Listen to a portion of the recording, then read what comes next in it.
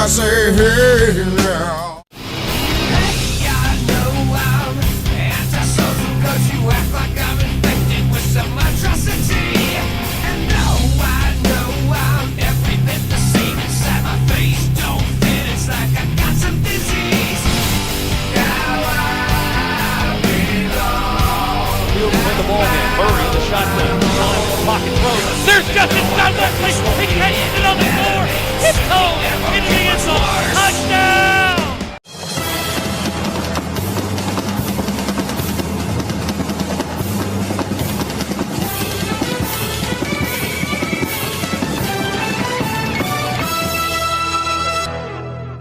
I'm ready to rock and roll.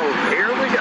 I know I'm asking a lot, you guys, but Hunter is down one more time. And it's always dropped like a rock. Big hole. Samuel. Oh, he's going. Almighty, did you see what he did? Boykin takes it all the way. He just stepped on their face with a hobnail boot and broke their nose. Here comes the pressure from the edges. We're going to get. No, he got out. And then we drilled him into the turf again. Joe will try to keep on 100,000 miles. And the kick is gone. Oh, look at the sugar falling out of the sky. Look at the sugar falling out of the sky. Welcome to the 114th meeting in the Deep South's oldest rivalry, Georgia and Auburn. Quarterback Cam Newton in uniform and has been announced in the starting lineups to a standing ovation here at Jordan-Hare Stadium in Auburn, Alabama. The weather is exquisite today. No chance of rain. Very moderate temperatures and sunny skies right now. 5-5 Georgia taking on the second-ranked Auburn Tigers. This is Countdown to Kickoff. The Countdown to Kickoff is presented by BB&T. Visit us today and know how it feels to know more. BB&T, best bank in town since 1872. Member FDIC. Oh, Des Bryant unloaded on. He takes it all the way for the second time this year. Today's pregame coverage of Georgia football is also brought to you by the Atlanta Journal-Constitution, by Eckrich Meats. It's Eckrich season. Make your moments rich with Eckrich. AutoZone. Get in the zone. AutoZone. And by Nature's Own, the official bread of the Georgia Bulldogs. In less than 30 minutes, toe meets leather. We'll rejoin Scott Howard and Eric Zier for the Ford Keys to the Game after this 2-minute timeout on the Georgia Bulldog Radio Network from ISP.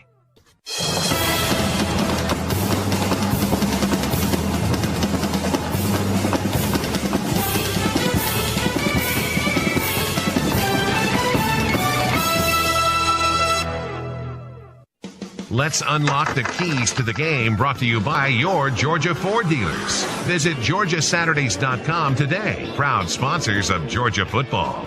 Now, back to the stadium. Once again, here's the voice of the Bulldogs, Scott Howard. Pat Dye Field at Jordan-Hare Stadium here in Auburn, Alabama, and a lot of energy in the building. The fans are packing the joint early today here in Auburn as the students have filled their seats for the last couple of hours, and now everybody else starting to file in, and we are close to capacity here for Georgia and Auburn. Time for the Ford Keys to the Game with Eric Zier. Z, what are we looking at today? Well, Scott, I think the first thing is we have to win the battle on first and second down and force this Auburn dynamic offense into third and long situations where they will become more predictable and where we can dictate the situation a little bit more. Auburn averaging 6.6 yards per carry. That is an unheard of number. At the same time, Cam Newton is the second most efficient passer in the country because they are able to come hurt you in so many different ways. They get a lot of man-to-man coverage. If we can force them into third and long situations by being dominant on first and second down, they become a little more predictable. We'll see how Cam fares in a traditional drop-back setting where he's got to face multiple looks defensively with zone coverages and then zone blitzes coming at him. But we can't allow them to dictate the game and be in third and short all game long. Second, on offense, no 3-and-outs for our offensive Georgia football team. We have to control the clock. That is true. We have to be able to run the football. That is true. But maybe most importantly, we have to flip field position and win the battle of field position in today's football game. Force this Auburn team to drive the length of the field if they're going to put points on the scoreboard. We do that by not having any 3-and-outs. The last thing we want to see is off the field quickly and have this Auburn team right back on the field. And then the last thing is let our superstar shine as well. A.J. Green, every bit as good at his position as Cam Newton is at quarterback for Auburn. We have to get him the football early and often, let him touch it 10 to 12 times and set the tempo for this dog offense. Auburn's been shredding SEC defenses this season on the ground. How can Georgia stop a running attack that 3 or 4 pronged? I mean, you've got not only Newton, who has over 1,000 yards, but you've got McCaleb, and you've got Fannin, and you've got the rookie Dyer, who can also hurt you. Yeah, they've got 3 guys in the top 13 in the SEC rushing the football. McCaleb, that you mentioned, over 9 yards per carry every time he touches the football. So they've got a lot of different weapons, but they're all stopped the same way. You've got to get 8, 9 guys up in the box, play man-to-man outside, go cover 0. You're going to run the risk of some big plays being thrown against you when you do that, but that's okay. If we can eliminate big runs against us and shut them down running the football, try to make them one-dimensional, you have to pick your poison there. I'd rather force them to try to beat us throwing the football than through running it. We're going to have to get a bunch of guys, grab that line of scrimmage, and see if we can get into their backfield. All right, Z, that's Eric Zier with the forward keys to the game. Let's go down to the field now. Check in with Chuck Dowdle and Kevin Butler. Today's field conditions and how that could affect today's ball game. It's presented by UGMO. Find out how you can control your sprinkler system and start saving gallons of water and buckets of cash. Just go to UGMO.com. That's UGMO.com. Down to the field, Chuck and Kevin.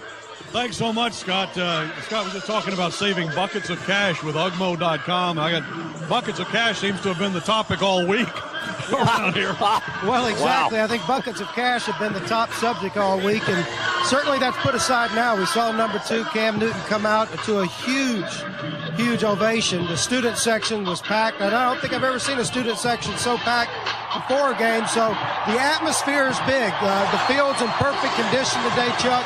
You know, we're playing time on the first really crown field that we face this year. And what I mean by crown is those sidelines are a good yard or 2 below the middle of the field. That affects the passing routes. It really could affect the passing routes on those quick hitches going downfield. You got to really step into the ball. So the field's going to play in a little bit, but I mean absolutely ideal conditions to come in here as a Georgia Bulldog and make a big statement and the biggest upset of the Saturday. And Kevin, I got to tell you, you know, you sit here and I know you as a Hall of Fame kicker, you look up there and you see the flags atop those goalposts, they're just hanging straight down. Yeah, they are. So there's really not going to be any wind factor today, and I think that's really going to help each game in the kicking. You know, when you get into a game like this, field positions everything. When the punters can get in here and turn the field, when the kickoff teams can make good coverages, it's going to be an exciting. You can hear the atmosphere is electric right now. It's perfect and prime for an upset. Oh, no doubt about it. We love that, don't we, guys? UGMO.com. Back to you.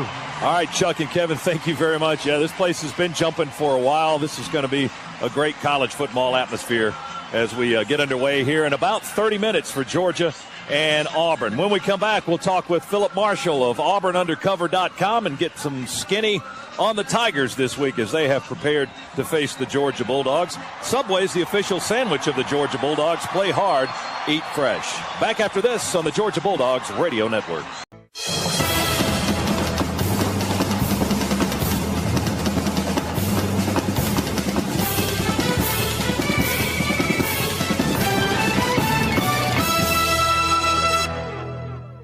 This is the BB&T Countdown to Kickoff. BB&T, 138 years of financial knowledge shared daily. BB&T, best bank in town since 1872. Member FDIC. Back to the stadium once again. Here's the voice of the Bulldogs, Scott Howard. The Auburn Tigers have headed to the locker room. Pre-game warm-ups concluding for them. Georgia's still on the field. We are here at Jordan-Hare Stadium counting you down to kickoff on the BB&T Countdown to Kickoff show with Philip Marshall of Auburn Undercover. Philip, longtime newspaperman here in Alabama and covered Auburn football for many, many, many years. And Philip, during the break, I said you were right here in the middle of all the fun this week. It's been a very active week media-wise covering this Auburn football team. What's your take on all this Cam Newton? It has been, all I can say about Cam is I've been around him for a year, and he's a class act and has been every day I've been around him. And as best I can tell, despite all the sound and noise and fury, Cam himself really hasn't been accused of doing anything. And it's unfortunate that in some areas of my business, the personal attacks on a 22-year-old kid have been kind of hard to figure out, to be honest with you. Have you noticed any change in their preparation? Any kind of is it a distraction? That question has come up a lot. Have you noticed that? I think it's a legitimate question. No, I haven't. Now, does that mean it's not? I mean, I can't get inside Cam Newton's head, but I certainly haven't seen any sign of it. Obviously, it's always a huge game, but it's a particularly huge game for them because they're playing for the West Division Championship. And according to what players say, what coaches say, they all say is that they've been focused and in their preparation and are excited to play. So we'll see. Do you feel like something like this can also unite a team? I don't think there's any question that can happen. I think it can go either way. But I think Cam is very, very popular with his teammates, right. And it certainly has united Auburn fans, that's for sure. And so, yeah, that's a possibility too. So. In all your years covering Auburn football, how does this team compare to some of the more successful ones you've seen recently? I think it's the best offensive team I've ever seen here, to be honest with you. The defense has been good at times, not so good at times, and so how do you balance that? It's kind of hard to say, but it's certainly one of the best. And you know, before I would say it, try to rank it, I'd first like to see it play out. It's okay. We've got Chuck has the coach. Let's go down to Chuck Dowdle. It's brought to you by AT&T. Rethink possible. Here's Chuck and Coach Rick. Thanks so much, Scott. I'm here with Coach Rick. Coach, 114 years we've been playing this game, but you can this, can't you? It's a great game. It's a great crowd. It's a beautiful day. It's gonna be a great day for football. I don't know how well you could hear that, but Coach is a little reluctant to step out because of this crowd, and I'm not sure how well you could hear it here. But what he was saying was it's a great day for football. He feels very confident about the way his team is coming into this game. All right, Chuck, thank you very much. We got a little bit of interference down on the field between our wireless microphone signals and the team as they walk into the tunnel and walk in to the locker room, so we apologize that. But certainly with the energy, Philip, in this building, is it like this every Saturday, or are these guys extra jacked up today? I'm talking about the fans. It's always a lot of energy here, and it's always a lot of excitement. But I'd say this is another level today. It's been this way since about Wednesday, really. There have been people coming into town since Wednesday. Probably in the stadium since Wednesday, too. We're talking with Philip Marshall of Auburn Undercover. We're counting you down to kickoff for Georgia and Auburn, and we'll continue with more of the countdown to kickoff brought to you by BB&T right after this on the Georgia Bulldogs Radio Network. Proud to stand on our own, proud to be homegrown, a familiar face and a name you know. Come on, we know you, we know your needs, we know what being a neighbor means. Can you hear it? Fueling the American spirit. No matter when, no matter where, Marathon will take you there. Marathon, fueling the American spirit.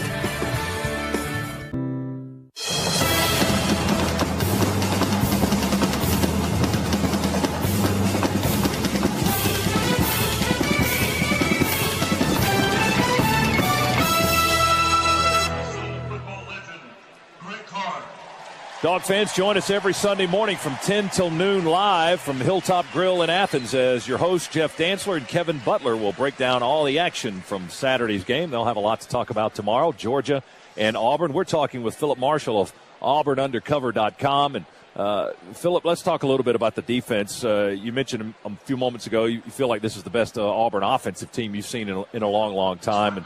And defensively, when you talk about Auburn, I guess Nick Fairley's the name that jumps out more than anybody else. No question. He's really had a tremendous year and was named the finalist for the Lombardi Award last week. And, you know, he'll be a big key today because there's no question they're going to need to get pressure on Aaron Murray to be successful. And but he's a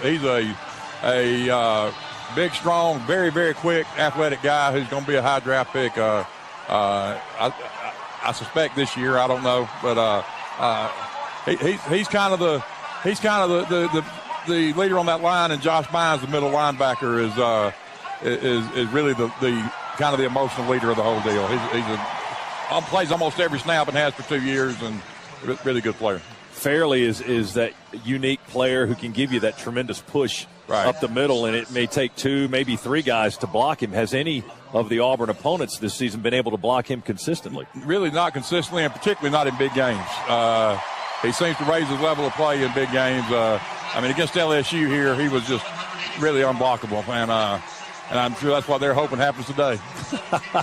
Auburn and Georgia. Auburn at 10-0, and 2 years ago when Gene Chizik was hired, it didn't create a lot of ripples in this area. How has that changed? It created some ripples, but not the kind you want.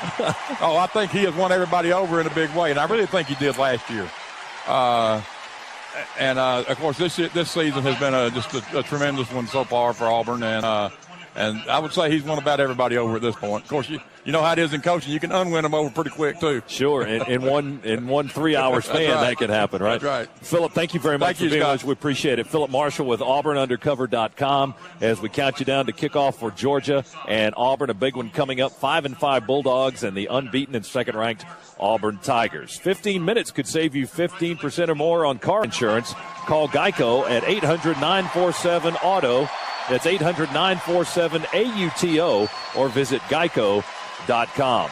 We'll continue with the BB&T Countdown to Kickoff, presented by BB&T, best bank in town since 1872, right after this on the Georgia Bulldogs Radio Network.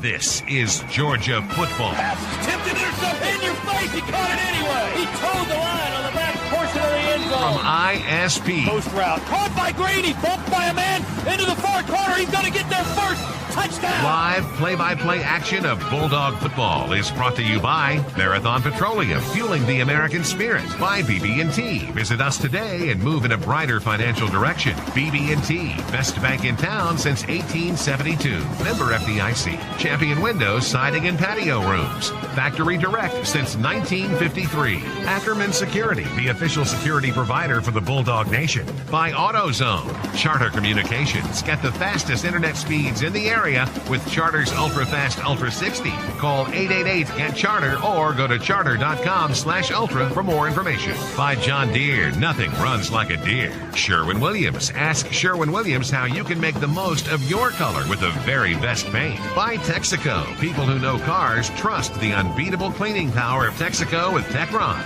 McDonald's, I'm loving it. By Aaron's. Nobody beats Aaron's prices. Nobody. Cook's Pest Control and Centricon. The unbeatable combination for termite protection. By Nature's Own, the official bread of the Georgia Bulldogs. Your Georgia Ford dealers. Coach Mark Richt and Ford Trucks team up. Find out more at GeorgiaSaturdays.com today. The Georgia Lottery. Today could be the day. Regions Bank, the official bank of the Southeastern Conference. By ServPro, fire and water damage cleanup and restoration. ServPro, like it never happened. Budweiser, with full flavor and a crisp, clean finish. It's what we do. And by State Farm. All season long, State Farm's proud to be there as your Bulldog sponsor. It's game time on the Georgia Bulldog Radio Network from ISP. Alongside Eric Zier, here's the voice of the Bulldogs, Scott Howard.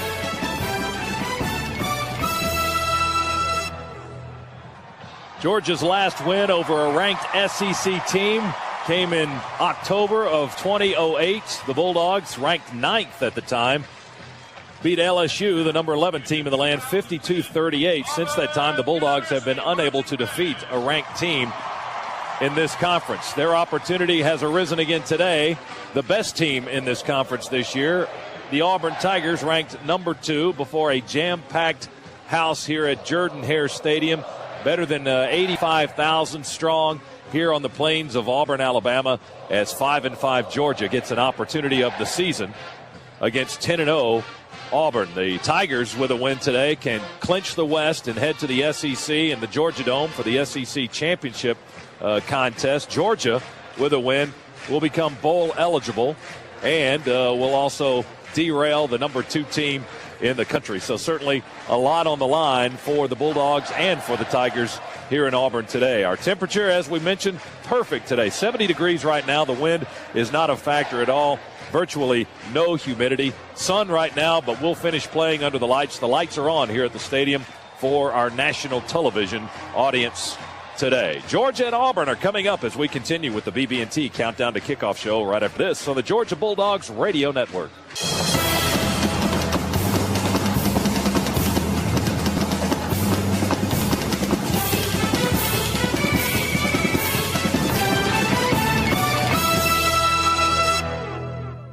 Today's starting lineups are powered by Georgia Power, the official power source of the Georgia Bulldogs. Now, back to the stadium. Once again, here's the voice of the Bulldogs, Scott Howard.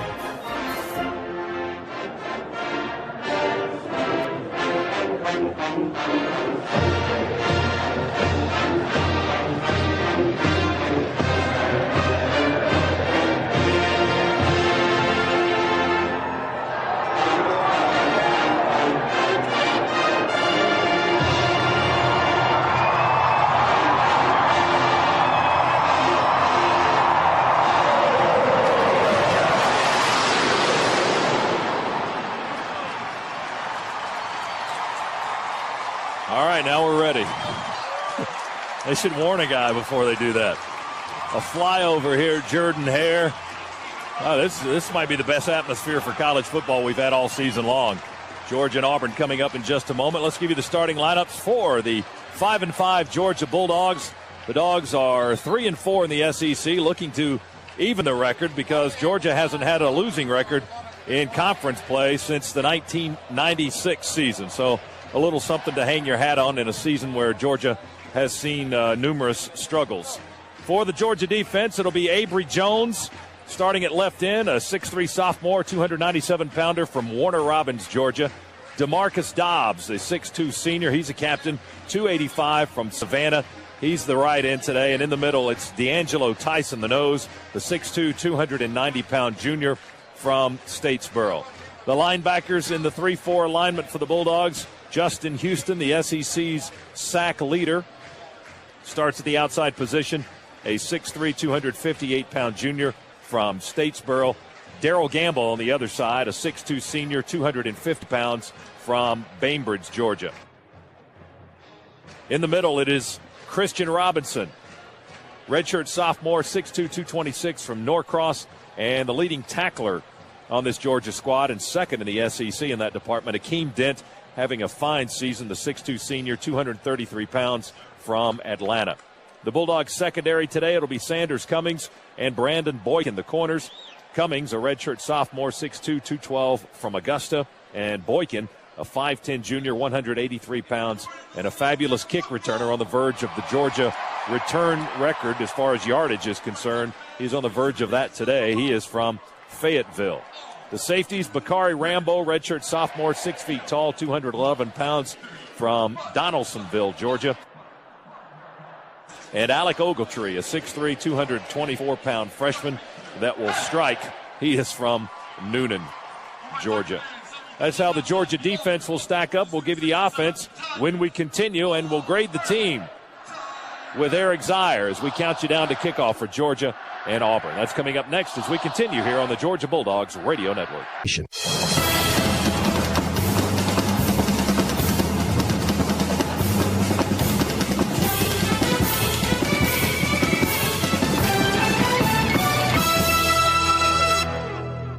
We are minutes from kickoff and time now for the Lowe's Senior Class Award Game Day Report Card. Lowe's, let's build something together.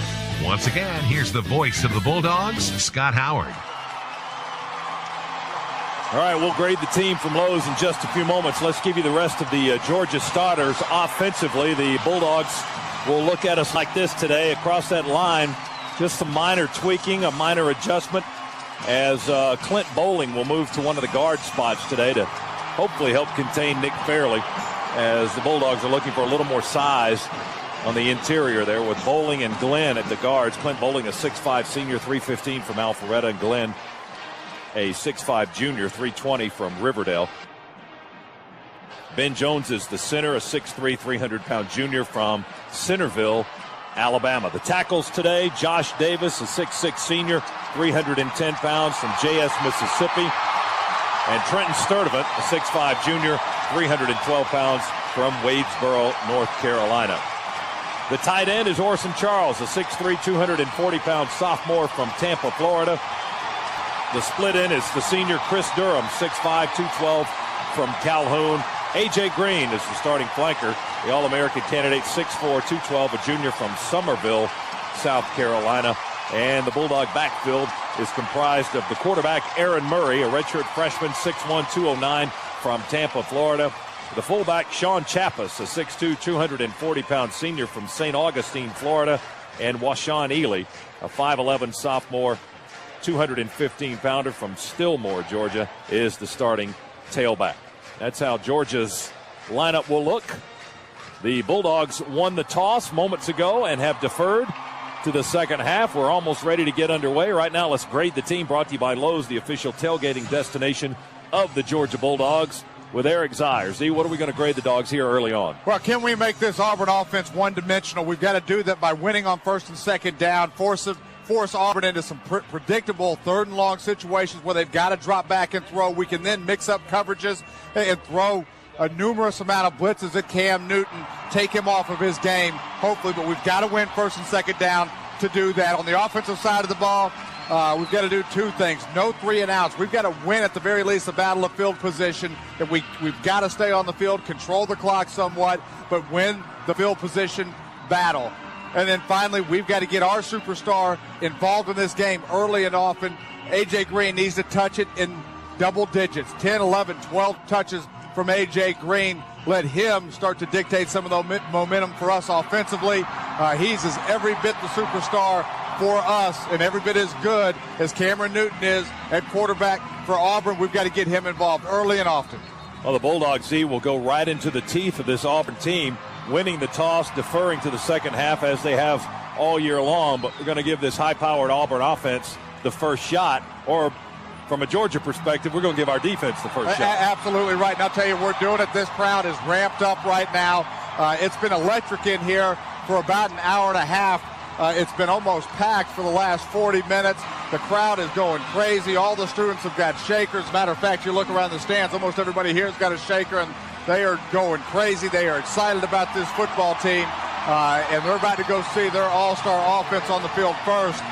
We'll see if we can put a little stop in that momentum here to start this game. All right, both teams have taken the field. Georgia in their road whites, silver breeches, red hats will be kicking off from left to right. Auburn in their traditional home blues, white pants, white helmets. They have sent DeMond Washington and Ontario McCaleb back deep. Washington, one of the better return men in the league, currently third in the SEC in kickoff return yardage. Blair Walsh will stand by to kick this one off as he's got the ball teed up at the 30. Our officiating crew today headed by Hubert Owens. He'll be the lead guy in the white hat. As Eric said, this place has been rocking for a while, both outside and inside. Nearly 90,000 strong right now, shaking their pom-poms and ready to get this one underway. And I'm sure mentally both sidelines are shaking their pom-poms as well.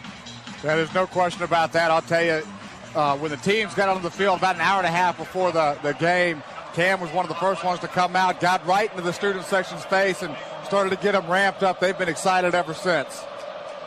We've been given the sign to kick it, and that's what Walsh will do as this one is underway in Auburn. Walsh's kick high and end over end comes down at the 4 to Washington. Straight ahead, 10, 15, glances off a tackle and will be piled up inside the 20 around the 19-yard line as the Bulldogs sent Sanders Cummings to deliver the first blow, and then it was a gang tackle after that. So Washington's return only about 16 yards, maybe a little bit less than that, and Auburn will start first and 10 with the nose of the ball touching the 20-yard line. This Auburn offense dominant in about every way you can be dominant, averaging over 300 yards rushing on the ground, 6.6 yards per carry, which is just an unbelievable number. And on top of all that, Cam Newton is the second most efficient passer in the country. Newton will open up in the shotgun. Michael Dyer behind him. He will fake to him half-heartedly, roll to look to pass. Goes right, now reverses his field, comes back left, 25, 30, out of bounds, chased out by Akeem Dent at the 32-yard line. And that's how he can be so elusive on a simple play like that, a 12-yard gain. He started out right, came back left, and got positive yardage, but there's a flag at the end of the play.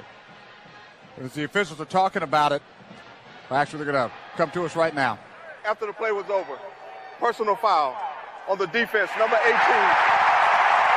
15 yards added to the end of the run. First down. Bakari Rambo with a personal foul. Didn't see it from here. We'll try to get a look on a replay. Well, Georgia puts itself in a bind immediately after a 12-yard gain and then a 15-yard penalty. It was pretty good pressure that time by Georgia. We missed Cam a couple of times with the rush, so we've got to keep contained. We let Cam get outside as we missed him. He had a lot of room to run. This time he'll hand it off to Dyer. Dyer breaks a tackle at the 49 into Georgia territory, cuts at the 44, and down at the 39-yard line. Justin Houston finally brought him down. Michael Dyer, the freshman out of Little Rock, Arkansas, running very hard as he has all season long. He's certainly one of the candidates for SEC Freshman of the Year, along with Marcus Lattimore and Georgia's Aaron Murray. But Auburn quickly into Georgia territory. 1st and 10 on the Bulldogs' 39-yard line. We're just underway here in the first quarter. Handoff straight ahead to Dyer again. This time he is stacked up after a gain of maybe 1 to the 38 by the linebacker Christian Robinson pulling him down. So it'll be 2nd down and about 9 from the 38-yard line. And the Dogs right now mixing defensive looks up. They started the game in a cover 4 look. That time brought that safety down into the box, went single safety, played cover 1. So a couple of different looks and trying to stop this Auburn offense. But the problem, we've been in good position, just haven't wrapped up making tackles yet. They put a man in motion. McCaleb, now Newton will throw it out into the near flat, and he'll hit Terrell Zachary, the 6'1" wide receiver on the near sideline, and he'll be stopped by Alec Ogletree, shy of the 30, around the 31-yard line. And it'll be a gain of about 7. It's 3rd down and 2.5 yards to go for Auburn. And nothing real fancy from Auburn there. Just get the ball into Cam Newton's hand, let him throw a quick little hitch, a 1-yard hitch outside. That's just another way to run the football, but get it on the edge very quickly. 2 receivers to the near side, 1 on the far side. Now McCaleb goes in motion, and they run a little option. Newton with a big hole, 25, 20 to the far sideline, 15, 10, 5, down the sideline, out of bounds, inside the 1. Newton with a little bit of a fake to McCaleb on the option to the right, got to the corner, turned on the speed, and he's the nose of the ball almost touching the goal line. 1st and goal for the Tigers. Well, just a read option there. And again, Cam Newton able to get outside, ran away. We brought a safety down. Ogletree came down into the box, but Auburn ran that play away from the safety that had dropped down. Time out. The previous play is under further review. They'll take a look at it as the nose of the football is almost touching the goal line. You couldn't get a whole lot closer. So they'll review it in the booth. Bulldog football is brought to you by BB&T, a heritage of sound financial decisions for clients. BB&T, best bank in town since 1872. Auburn started this drive on the 20. They're inside the Georgia 1. Let's go down to the sidelines and Chuck Dowdle for Cook's Pest Control sideline report. Chuck? Scott, thanks a lot. One of the first things you notice from down here on field level with Cam Newton is when he turns the corner, the young man can accelerate, and with his size and his strides, he eats up a lot of ground in a hurry. It's going to be a challenge for these Georgia defenders, particularly in the secondary, once he breaks the line of scrimmage, to close on him quickly, because he eats up ground. I mean, just 2 steps and he's covered 10 yards. Yeah, he's got 2 carries for 43 so far. That last one, a 31-yard run down inside the 1. Yeah, and to Chuck's point there, when you have a long struggle like that it's eating up a lot of yardage, the other thing that's important is to take the proper angles. Right there, we had 2 guys in position to make that tackle, or at least limit the gain some, but took poor angles. Cam's able to get outside and run right past it. Waiting on a booth review. Hubert Owens, our official, is huddling with 2 of his colleagues at the 5-yard line right now, and they've got the headsets on. They're still listening and maybe trying to spot the football. I'm not sure what the play is being questioned about. But it's 1st and goal for Auburn right now, unless they change the play and move it back a little bit. But the nose of the football almost touching the goal line as Auburn has quickly moved down the field. 5 plays, 79 yards so far on this current drive by the high-powered Auburn offense. And the tough thing about it, Scott, is we were in position on the initial scramble by Cam Newton where he got outside. We're in position there to make not only a tackle, but a tackle for a loss and sack Cam Newton. We take a poor angle. He's able to get outside of containment for the big gain. On Dyer's run, we were in a position again to make the tackle at the line of scrimmage. We don't wrap up. Dyer's able to break that tackle and another big gain. For us to stay in this football game and win this football game, we've got to be sure with our tackling. Georgia linebacker Marcus Doughton is standing on the 5-yard line and looking into the Auburn huddle right now, and he's been jawing back and forth with him, and now here comes a flag. Penalty flag, and we're not even playing. We're not even in action, but they may get Doughton for a flag right there. Just strange behavior from the Georgia linebacker. Of course, you can't get any closer to the goal line than the ball is. Well, we need to hope that the spot's still going to stay there, right? It would be interesting if this is ruled a touchdown, how they're going to enforce that penalty. Doughton, the defense was huddled inside the 5, and Doughton was standing out at the 5 by himself away from the rest of the defensive team, just kind of rocking back and forth, looking in the Auburn direction as they're huddled up near the near sideline. And he was chirping at them, and I guess they were chirping back at him. And then finally they threw a flag while we continue to wait on the booth review. I can remember the last time we got a strange penalty like that. Do you recall that one? An unsportsmanlike conduct that was just completely out of the ordinary? Florida, several years ago. Of course, we came all running onto the field there, but strange again. After further review, video evidence shows that the ball carrier broke the plate of the goal line prior to going out of bounds. Touchdown. All right, so now what about the penalty flag? Are they going to apply that on the kickoff? Since that was a dead ball foul, and it came after the touchdown. We'll get the explanation from Hubert Owens. After the play was over, unsportsmanlike conduct. Number 32 on the offense on the Auburn bench. That penalty will be enforced on the kickoff 15 yards. All right, so it worked in our favor. Very nice. I guess Doughton drew him into it. That's right, got him. They caught the second guy. 31-yard touchdown run for Cam Newton to put Auburn on the board. Less than 2.5 minutes into the ball game. Here's Wes Bynum for the point after try. It is up and it is good. And Auburn leads it 7-0. Took a while to figure that one out. 12:36 first quarter. Auburn 7, Georgia coming to bat, so to speak. We'll be back in a moment on the Georgia Bulldogs Radio Network. It's sleek, sexy, the latest must-have. It doesn't scream, "Look at me."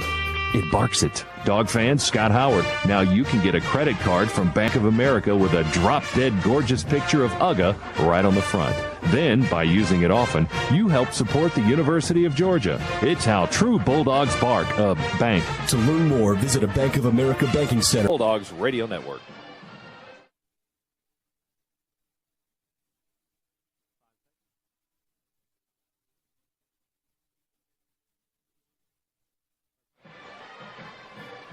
You can show your Georgia spirit this season with Nature's Own, the official bread of UGA. Find them on Facebook or visit naturesownbread.com. Nature's Own, we are Nature's Baker. So, Z, the Tigers, the most prolific offense in the SEC and one of the top offenses in the country, goes 5 plays, 80 yards, 31-yard touchdown run for Cam Newton as they just moved right down the field. We never even challenged them on that first possession. Yeah, really didn't. And the unfortunate thing is on a couple of the plays, we were in position for big plays. First play of the game, we actually miss a sack on Cam Newton. Took a bad angle. He's able to get outside of containment for a big run. We've got Dyer wrapped up at the line of scrimmage. Can't bring him to the ground either. He ends up having a big run. The result, when you're missing tackles like that against this offense, averaging over 300 yards per game on the ground, they're going to put it in the end zone. We've got to be better in those situations and bring people down and wrap up. Let's go down to the sidelines. Chuck Dowdle, Cook's Pest Control sideline report. Chuck? Yeah, Scott, immediately Coach Todd Grantham, the defensive coordinator for the Dogs, calling his defense around him. He's making adjustments as we speak. It'll be interesting to see how those adjustments play out on the next series, and also interested now to see if the Dogs can answer. Need to answer here. All right, Auburn will be backed up 15 yards, so they'll kick from their own 15. Maybe this is good for Georgia. The Bulldogs should get good field position. Brandon Boykin stands at the 20. He needs 22 yards on a return, become Georgia's all-time return leader on kickoffs. Wes Byram set to kick it off from the 15-yard line. Auburn running out of the shadows to our right. And Byram boots it and bangs it long, high, end over end, deep. Boykin backs up to the 14. Now to the 20, 25, stops there to dodge a man and is covered up at the 27-yard line. So he got about 13 yards on the return as Jonathan Evans made the tackle for the Auburn Tigers.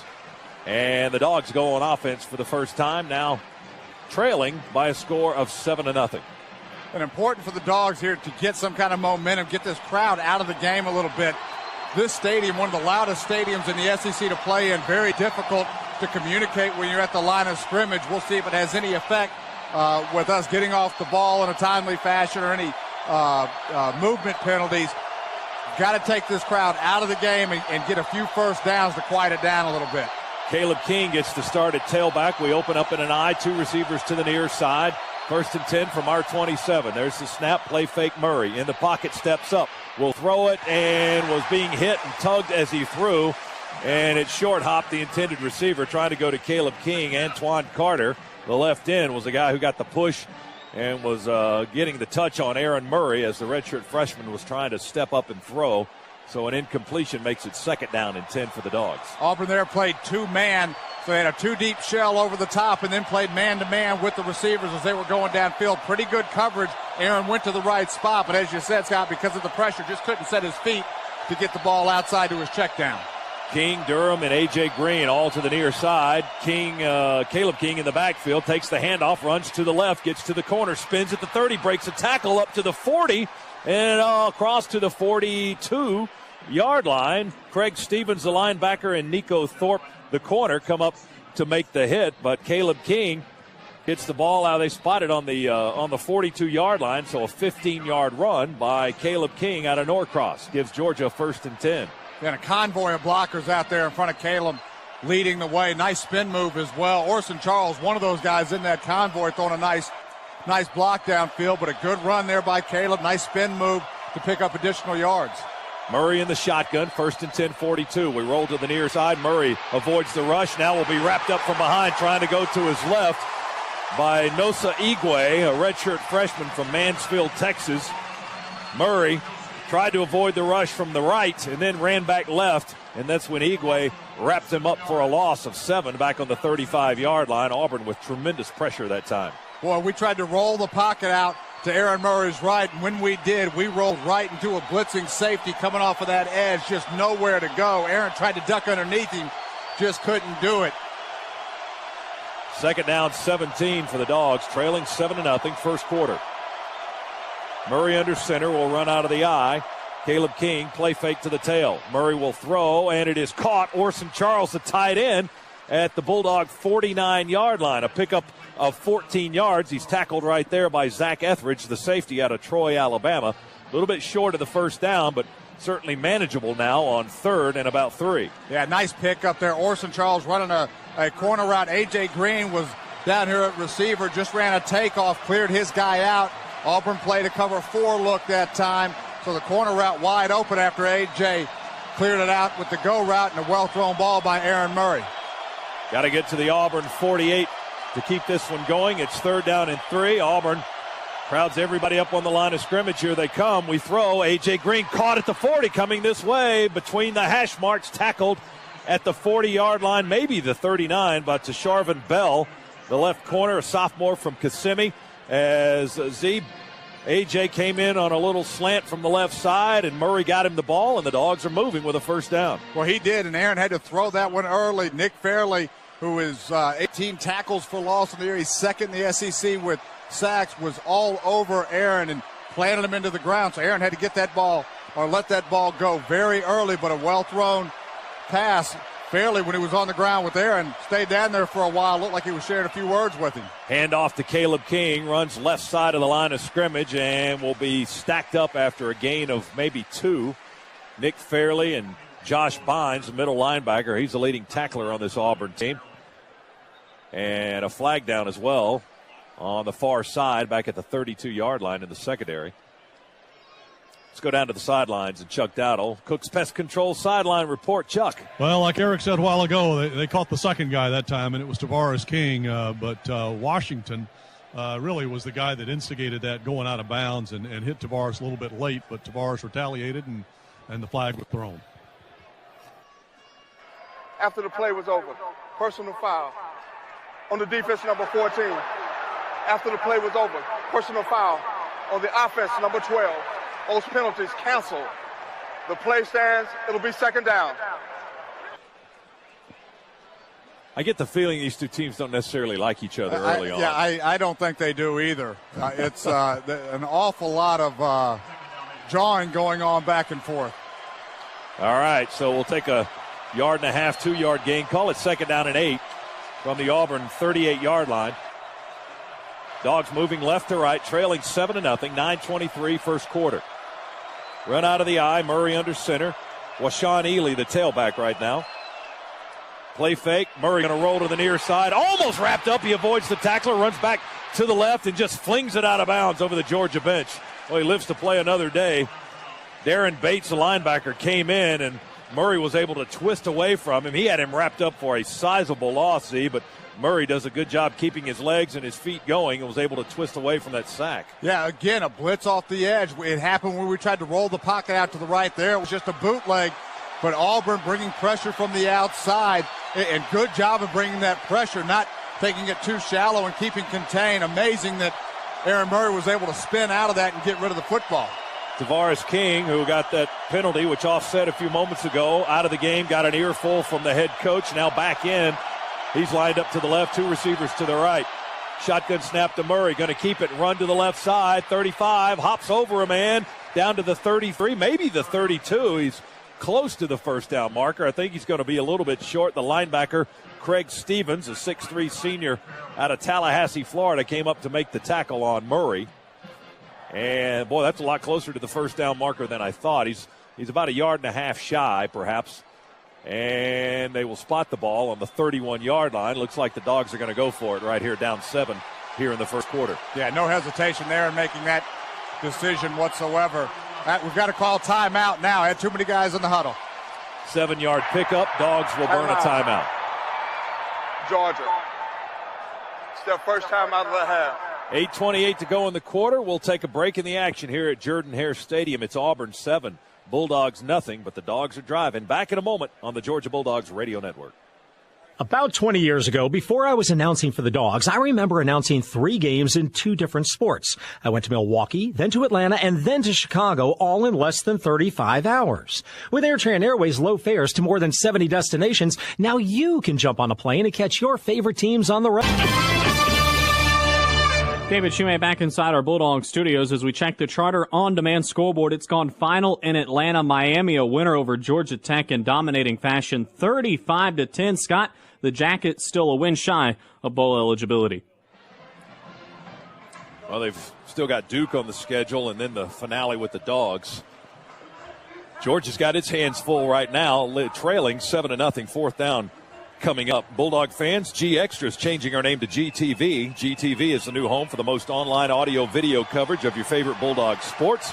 GTV brings you live game coverage. Just go to georgiadogs.com/all access for GTV. And Subway is an official sponsor of the Georgia Bulldogs and the official sandwich of the Bulldogs. Play hard, eat fresh.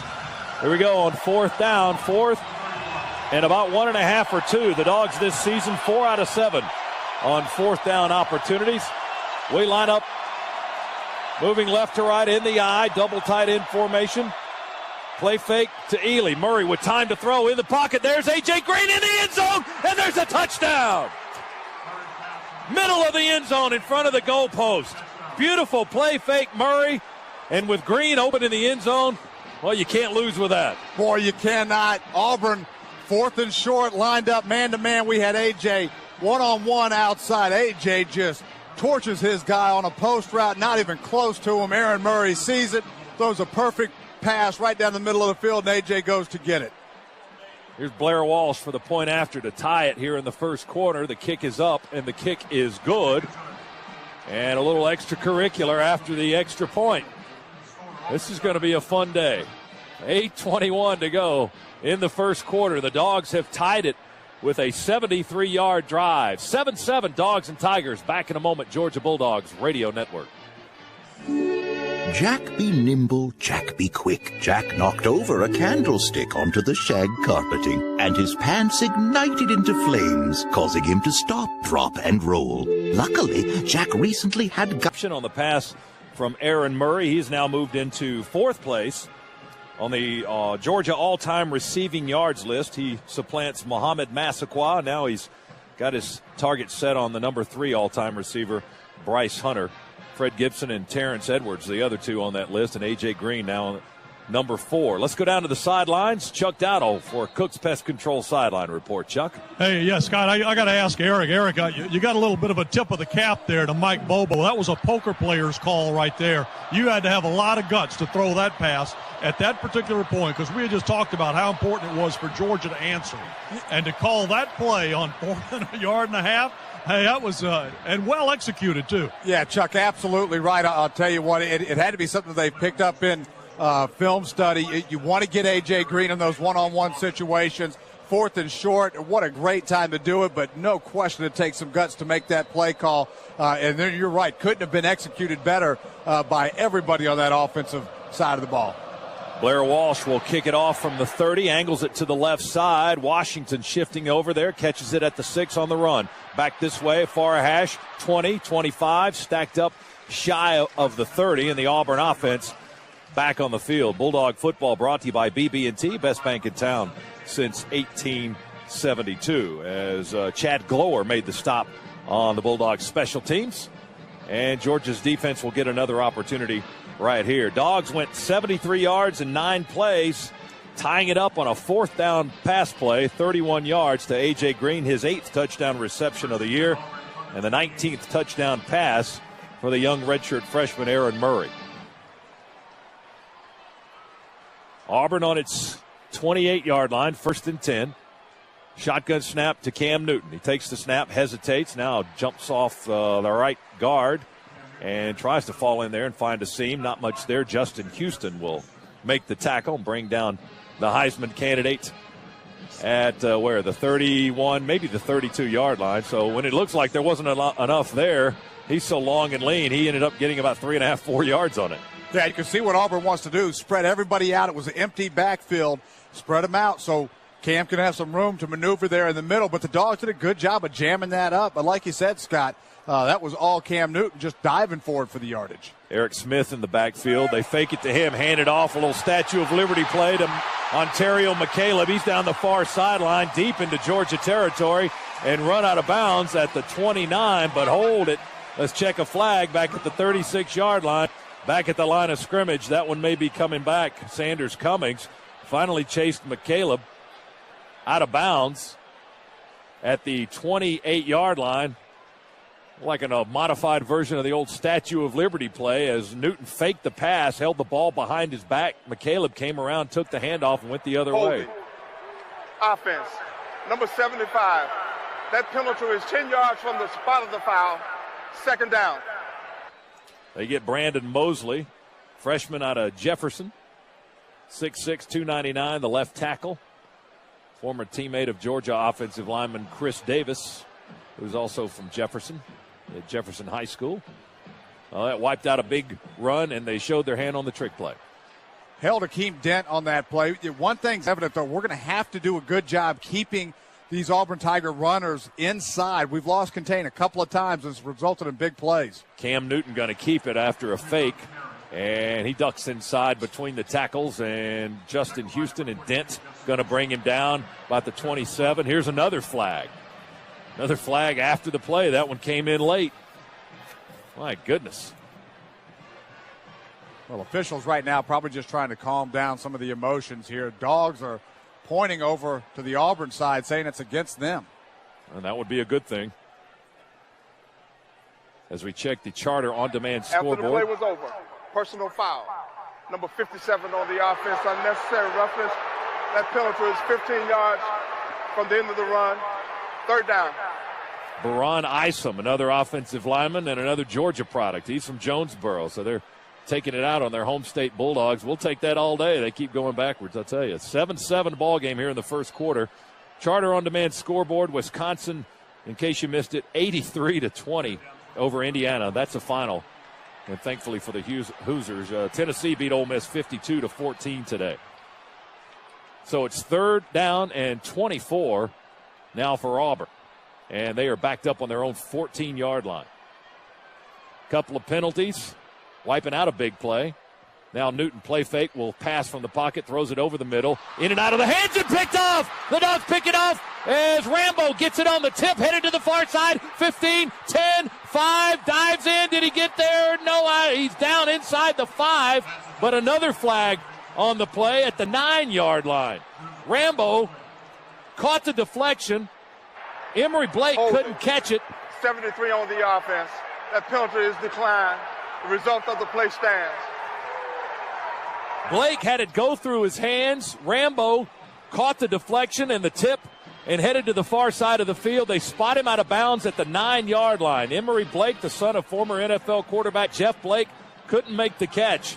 And that play is certainly triple play worthy of the Comcast triple play. Scott, we talked about the need to get this Auburn team in third and long situations, make it to where they're predictable in what they've got to do. That was the first third and long situation they've been in today, and sure enough, an interception occurs. We get the ball on the 9-yard line going in.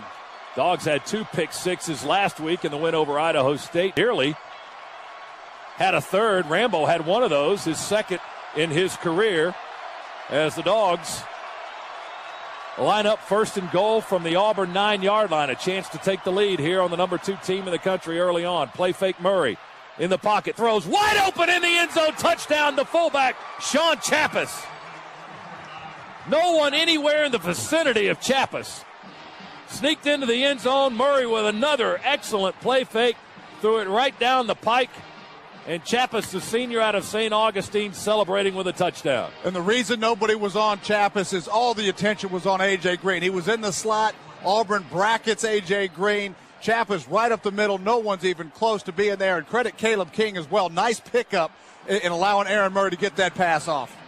Extra point is good by Blair Walsh. That makes it 14-7. That Bulldog touchdown brought to you by AirTran Airways, the official airline of the away game. Also, the touchdown to A.J. Green, that one also brought to you by AirTran Airways, Atlanta's only airline with Wi-Fi on every flight. Oracle. Call 1-800-MY-VISION or go to woodhamseye.com for more information.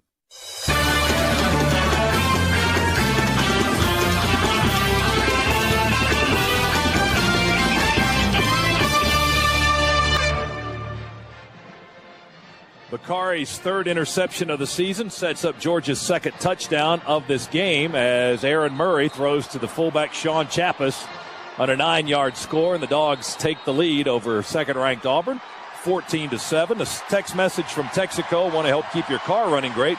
Do what people who know cars do. Trust the unbeatable cleaning power of Texaco with Techron to clean vital engine parts and help keep your car running great. Well, the Dogs +1 in the turnover department, and that's certainly been one of the things in the Bulldog 5 victories that they have done well. They're +13 in their 5 wins, -6 in the 5 losses.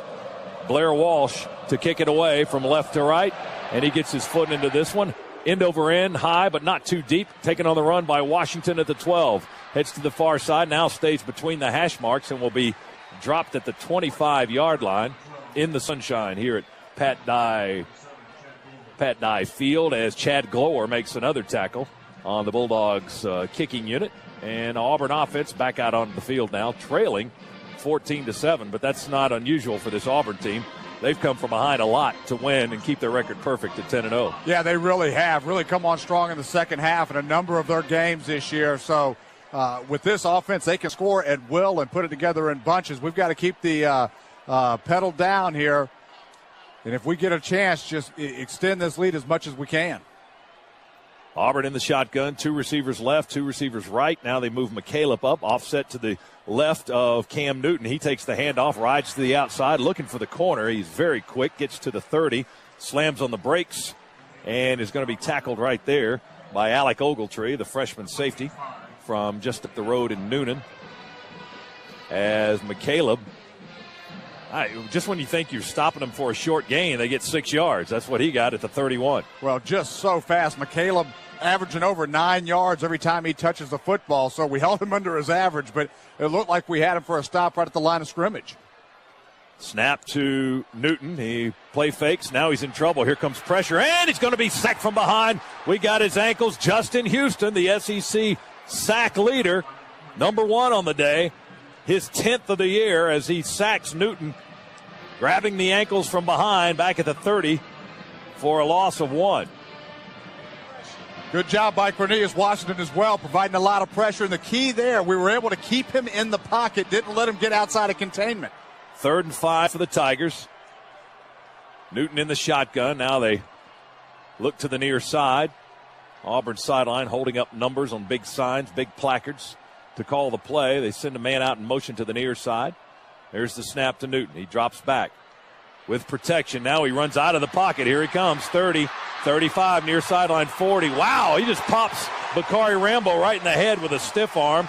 They don't call it, but the official, I think, gave him a little bit of a warning. That wasn't just a stiff arm. That was a whack to the head. It was a punch, but that's okay. We've got a guy on our side of the ball that could do the same thing. A.J. Green will probably deliver a responding blow at some point in the game. Up to the 44, 14-yard pickup, first down for the Tigers, and that time, Z, he did get outside of containment. Yes, he did, and we've just got to be able to get a push up the middle and try to contain him as much as we can. Play fake to McCaleb. He will throw deep down the near sideline. Got a man open. Over the shoulder and in and out of the hands of Mario Fannin. He had beaten Ogletree down the near sideline, went right through his hands at the 15-yard line. Fannin just running a wheel route out of the backfield there. It's a pattern that we've been hurt on a number of times this year, and we're beat there once again. That ball very well thrown. Oh, yeah, right in his hands. By Cam, just dropped. 2nd down, 10 for the Tigers. Read option, they hand off to McCaleb. He runs to the right side, curls around because there's a white shirt waiting on him. He tried to curl back this way, but nowhere to go. Marcus Doughton is the one that brought him down. Ruben Filogi is the one that chased him back into the arms of Doughton. So the Dogs with some good teamwork there to force 3rd down and a loss on the play. Back to the Tiger 43-yard line, so now it's 3rd and 11. And that last play was all pursuit for Georgia getting outside because, once again, we lost contain. But because of the pursuit, we had able to force Auburn back into the middle where we had all the support coming. Newton in the shotgun. There's the snap. Throw it to the near side. Fannin makes the catch in the right flat, and he gets up to the 50-yard line. But right there, it's going to be shy of the first down by 4 yards. Akeem Dent in on the tackle along with Bakari Rambo as Rambo finished him off, and here comes the punting unit for the Auburn Tigers. Dogs lead it 14-7, 3:19 to go in the first quarter. Ryan Shoemaker makes his way onto the field for his first punt of the afternoon, and Logan Gray is back deep to receive the kick for Georgia. He stands with his heels on the 10. It's spread out the line there on the punt unit. Here's the kick. It is away. It is high. It is a nice bit of a wobbly spiral. Green lets it land over his head. It bounces on the 5 and is bobbled into the end zone. Oh, Auburn had a shot at it. They had 7 guys going for the ball, and they were all fighting, and it bounced off their hands and into the end zone for the touchback, and the Dogs will start 1st and 10 at the 20. Coming up after today's ball game, plenty more to talk about on the Georgia Bulldogs radio network as we broadcast live with Dog Talk from Hotel Indigo in downtown Athens. And Scott, one of the other keys that we talked about before the game, the need to get first downs. Even if you don't put points on the board, every series you want to get a couple of first downs to flip field position. Vitally important here. You don't normally think about it until the end of games when you want to do that. But against this Auburn offense, every chance we get to start them back inside their own 20, we want to do. And to do that, we've got to get a couple of first downs here. Hand off to Ely. Big hole left side, 25, 30, and wrestled down near the first down. He may have gotten it, a 10-yard burst. Craig Stevens, the linebacker, riding him down at the 30-yard line. I think it's a first down. It is a quick 10-yard pickup for the sophomore, Washawn Ely. Opened up a huge gaping hole, Eric, on the left side of the line of scrimmage. Yeah, it was Ben Jones, Cordy Glenn really driving that hole as well and opening that up. Auburn bringing pressure off of that slot receiver. They've done that a number of times already in today's game. We're able to get right underneath that, and because they were bringing pressure, nobody was there once we broke the line of scrimmage.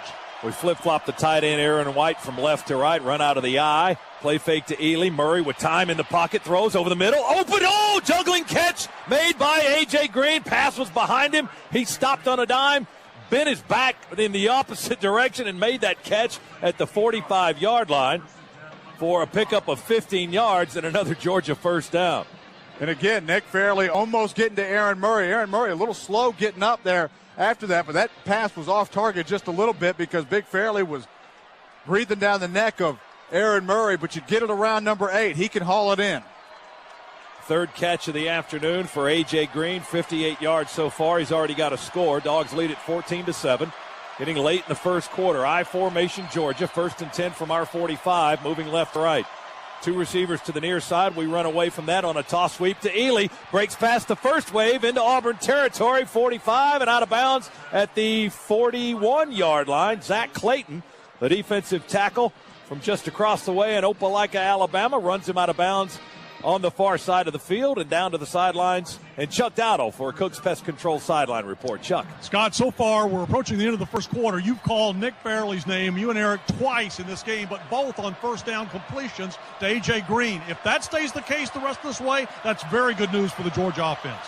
No question. 15-yard pickup as Fairley's out of the ballgame now. He's on the Auburn sideline. 1st and 10 from the Auburn 40. Murray to pass, going deep near sideline. Green, 101. Touchdown, I think. Yes. We had to wait on it. The judge was standing right there. He beat Washington again. He broke away, at the last minute. Broke away from the defender by about 3 yards, and Murray laid it right in his hands. Boy, perfect pass. And A.J. Green did his best imitation of Randy Moss there. A little push off to get that separation that you just talked about, then hauled it in. Auburn shifted out of that cover 2 look that they've been giving, went to cover 4, so we were one-on-one outside, and A.J. again goes to get it. Extra point good by Mr. Reliable Blair Walsh.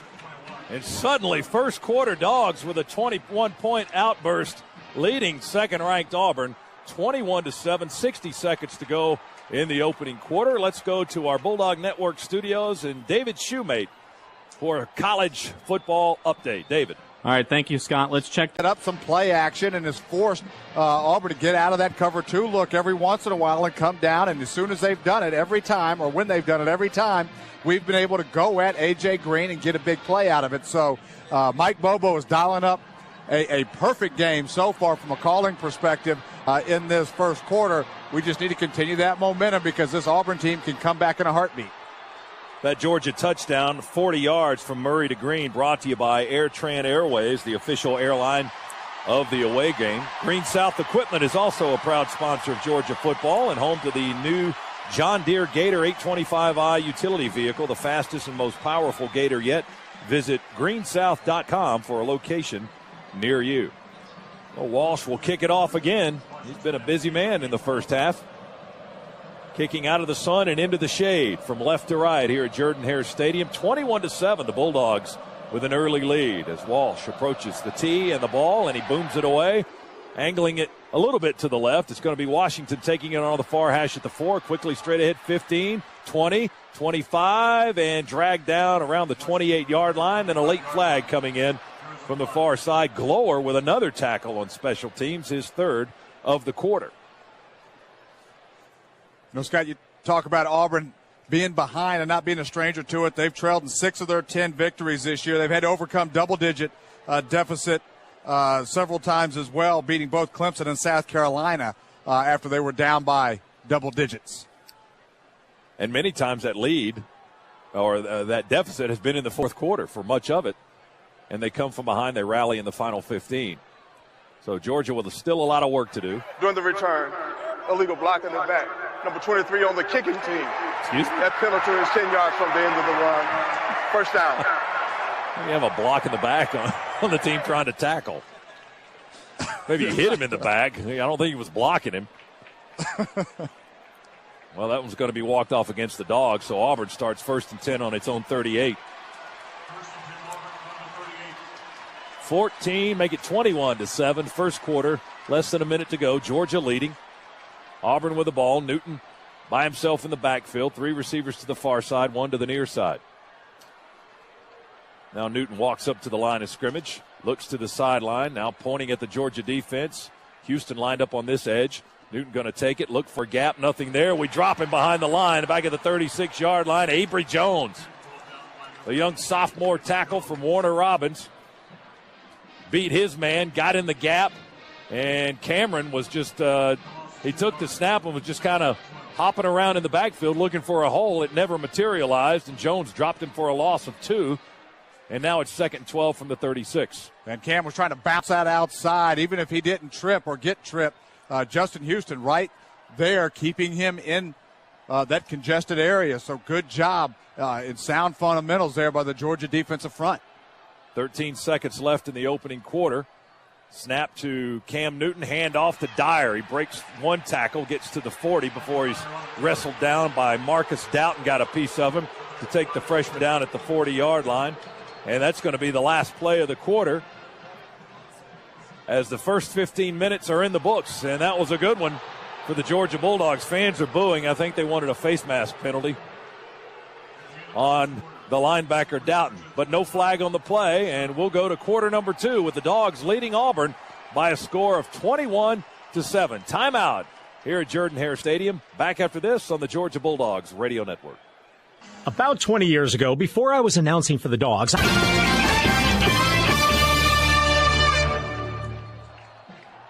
This in-game recap brought to you by Regions Bank. If you're ready for a better banking experience, then switch to Regions today. Regions Bank, proud to be the official bank of the Southeastern Conference. Dogs with a 21-7 lead. Aaron Murray, 6 of 8, 121 yards, 3 touchdowns in that first quarter. A 31-yarder to A.J. Green, a 9-yarder to Sean Chappis after an interception by Bakari Rambo, and then a 40-yard touchdown pass to A.J. Green. Yeah, playing solid football, very accurate with his deep passing as well. Good to see. 3rd down, 8 for the Tigers. Second quarter getting underway. Auburn now going left to right away from the sun. Snap to Cam Newton in the shotgun. He's got time. He'll throw that big body. Broken up and nearly picked off again by Bakari Rambo. Some contact near midfield. Is there a flag? There's a flag on the near sideline. In Georgia territory, around the 48-yard line is where it was dropped. And we'll see from Hubert Owens what this is all about. Pass interference. Defense number 18. The ball is placed at the spot of the foul. The penalty carries an automatic first down. Wow. Yeah. There were officials right around the play that didn't drop the flag, but the guy on the Auburn sideline dropped it. I'll tell you, he may have gotten there a hair early, but he was going for the ball all the way. There was a little bit of contact. That's a tough call to make, but you get this Auburn team in 3rd down. I like what we're doing defensively, giving a lot of different looks in those 3rd and long situations. And Cam Newton, when he has to drop back in those surefire pass situations, not nearly as comfortable than when he can dictate. 1st and 10 for Auburn, and Newton, after a play fake, is wrapped up behind the line of scrimmage. They started 1st and 10 at the Dogs 49 after the penalty, but Georgia wraps up with Darrell Gamble. Newton back at the Auburn 49-yard line. Going to be a loss of a couple, and 2nd down and 12. 21-7, Georgia leading early in the second quarter. Newton in the shotgun. And he'll fake it to McCaleb, keep it running straight ahead, and Newton with a quick burst up to the 40-yard line. He got 11 yards at the blink of an eye. Ogletree, the freshman safety, makes the hit. And then Cam just took it right up the middle, had a huge gaping hole to run through, and he gets through there quick. Newton, shotgun, again, same play, runs right through there, gets a gap, breaks off one tackle, spins around, falls forward to the 35. A gain of about 6 for Newton, as he's already over 70 yards rushing. Rambo with the hit and the tackle for the Dogs defense. Auburn moving here. They're down 2 scores, 2 touchdowns, 21-7 to the Bulldogs. First down, Tigers. Cam Newton already with 10 carries for 74 yards. Dyer with 3 touches. McCaleb with 3 touches. And Newton quickly under center. Now pitches it to McCaleb left side. He runs by Justin Houston, angled out of bounds around the 30 by Bakari Rambo, the safety, heading over in that direction in a hurry to force the very fast Ontario McCaleb into the Georgia bench. But he picked up almost 6 yards on the play. The ball just shy of the 30. Not bad positioning there by Justin Houston on that pitch, but again, the speed of Auburn, just something else to watch and see. McCaleb able to get the corner even when Justin had pretty good position there. Tigers work from the far hash, moving left to right. Cam Newton in the shotgun. McCaleb slides over to his left. Play fake. Newton going to throw. Quick pass over the middle. Caught! Breaking away from the defender Rambo by Emory Blake. He stumbles and falls down at the 4-yard line. A gain of about 26 on the throw. It's first and goal for the Tigers inside the Georgia 5. Boy, and they caught us in a blitz. We brought Brandon Boykin on a corner fire, and Brandon just not able to get there, so we were manned up, and that's where this Auburn team can hurt you throwing the football. When you get manned up like that after play action, you turn your head a little bit, they can get you. They hand it to McCaleb. He's running for the edge, and he's going to get the pylon touchdown. He beat Rambo to the corner, I think. Far side, we forced him out of bounds, but Ontario McCaleb with all kinds of speed headed right for the orange cone or the orange pylon, and he got the ball across the plane for the touchdown. And the point after pending to make it 21-14 here as Wes Byram will come out to kick it for the Tigers.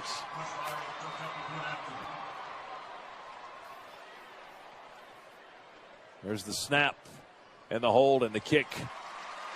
And it's good, and it's 21-14 as the Tigers move down the field in a hurry. They go 62 yards in 8 plays to make it 21-14. Timeout in Auburn. Georgia still leading by 7. Now this on the Georgia Bulldogs Radio Network. Today we salute you, Mr. Ex-Pro Football Commentator Guy. You offer keen, in-depth analysis, like scoring more points will help you win. I did not know that. Your physique was once built. 1972, along with Eric Zier and Chuck Dowdle. Scott Howard with you here at Jordan-Hare Stadium. Neil Williamson and Tony Schiavone spotting right now, and Charles Young's our engineer, David Shoemate in our network studios.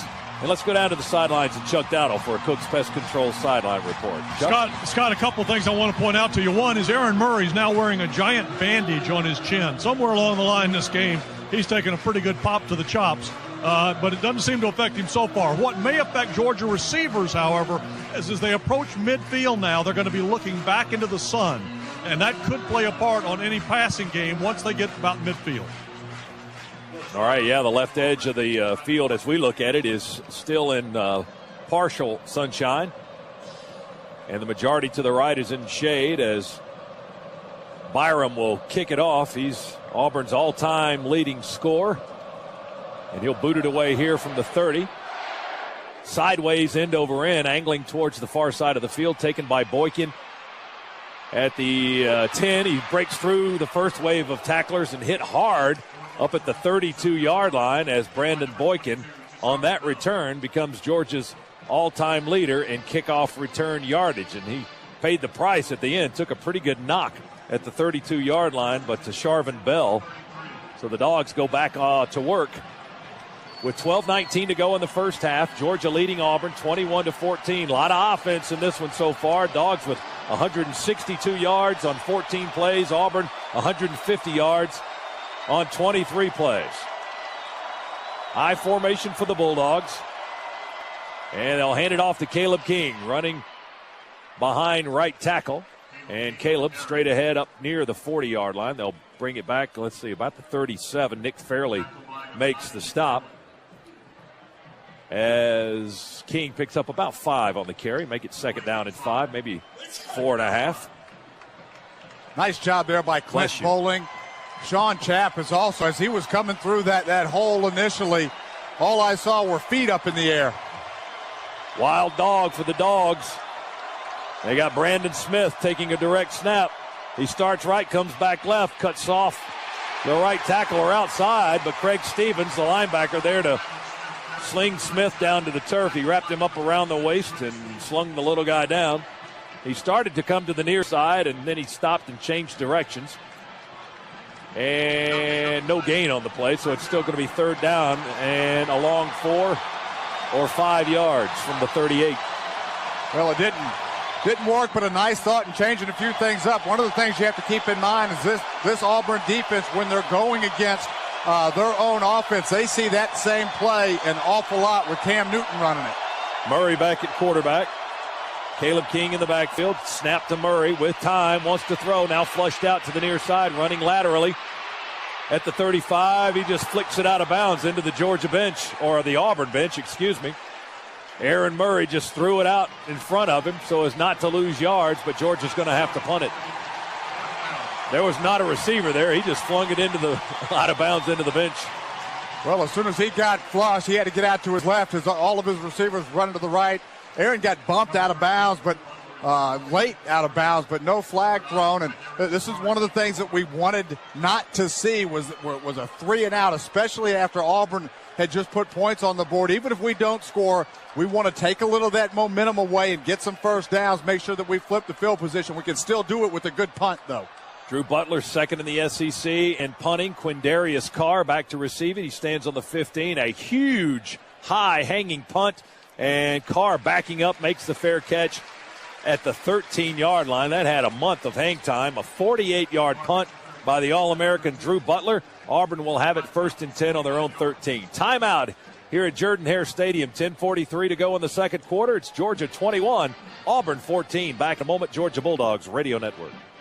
If you hear a woof woof, Bulldog, go to PowerForceLLC.com to order your PowerForce Ion-infused sportswear. Show your Georgia pride and feel the power of the Bulldogs with your officially licensed Georgia Bulldog PowerForce wristband. Power your inner force with the PowerForce Ion-infused sportswear by visiting PowerForceLLC.com today. PowerForce is a proud partner of the University of Georgia Athletics. Visit PowerForceLLC.com to order your official wristband today. Now is the time to take advantage of the Ed Boyles Honda sales event, where you can buy great deals like the brand new 2010 Honda Accord LX for just $196 a month. And don't forget about the brand new 2010 Honda Civic LX, now available for just $166 a month. Combine those deals with the Ed Boyles Honda discounts of up to $5,000, and you can't miss the Honda sales event going on right now only at Ed Boyles Honda, Cobb Parkway, Marietta, or visit us at edboyleshonda.com.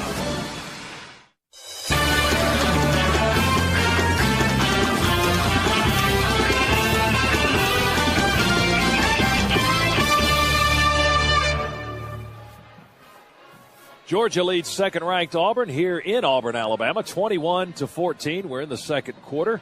Bulldog football is brought to you by BB&T, best bank in town since 1872. Auburn scored first early in the first quarter on a 31-yard Cam Newton run. And then Georgia answered back, driving 73 yards in 9 plays, a 31-yard touchdown pass from Murray to Green, and then following a Bakari Rambo interception, Murray hit Sean Chappas for a 9-yard score. Followed that up with a 40-yard touchdown pass to A.J. Green. And then Auburn came back with a 62-yard drive at 8 plays and a 4-yard touchdown run by Ontario McCaleb. And that's where we stand right now score-wise, 21-14. Tigers with the ball on their own 13-yard line, moving from left to right. Newton in the shotgun.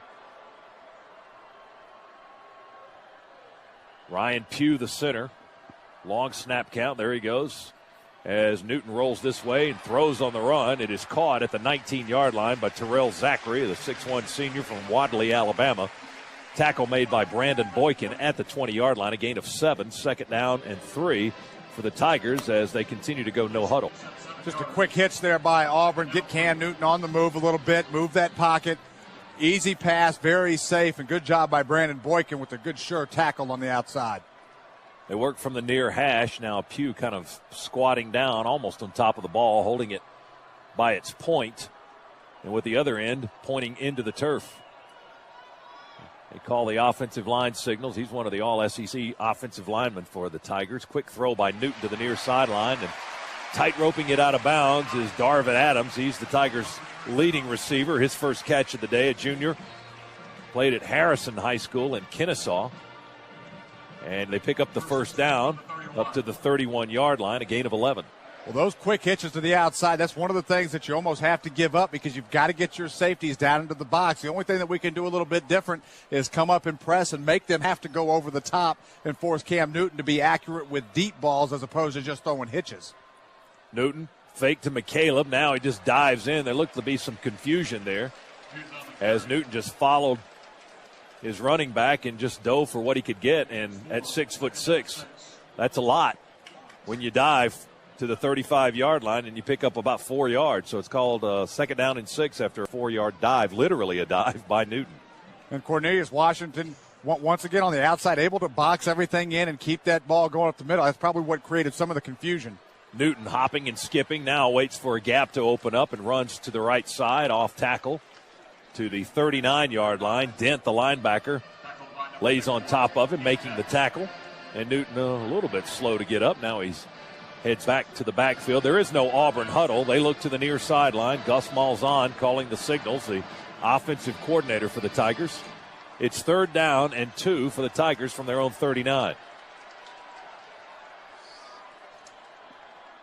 Mario Fannin offset to the left for Cam Newton. He'll roll to the left, look to throw. Here comes pressure, and Dent can't get him, but we'll sack him back at the 39-yard line. Dent missed him, but big Keontae Tripp, the former high school teammate at Westlake High School, gets the sack of Cam Newton back at the 29-yard line as he loses about 10 yards on the play. They spot the ball closer to the 30, and here comes the punting unit for Auburn. Give the Georgia secondary credit for that sack. A couple plays before, Auburn had run quick hitches on the outside. That time we jumped the short, quick passing, forced Cam Newton to hold the football.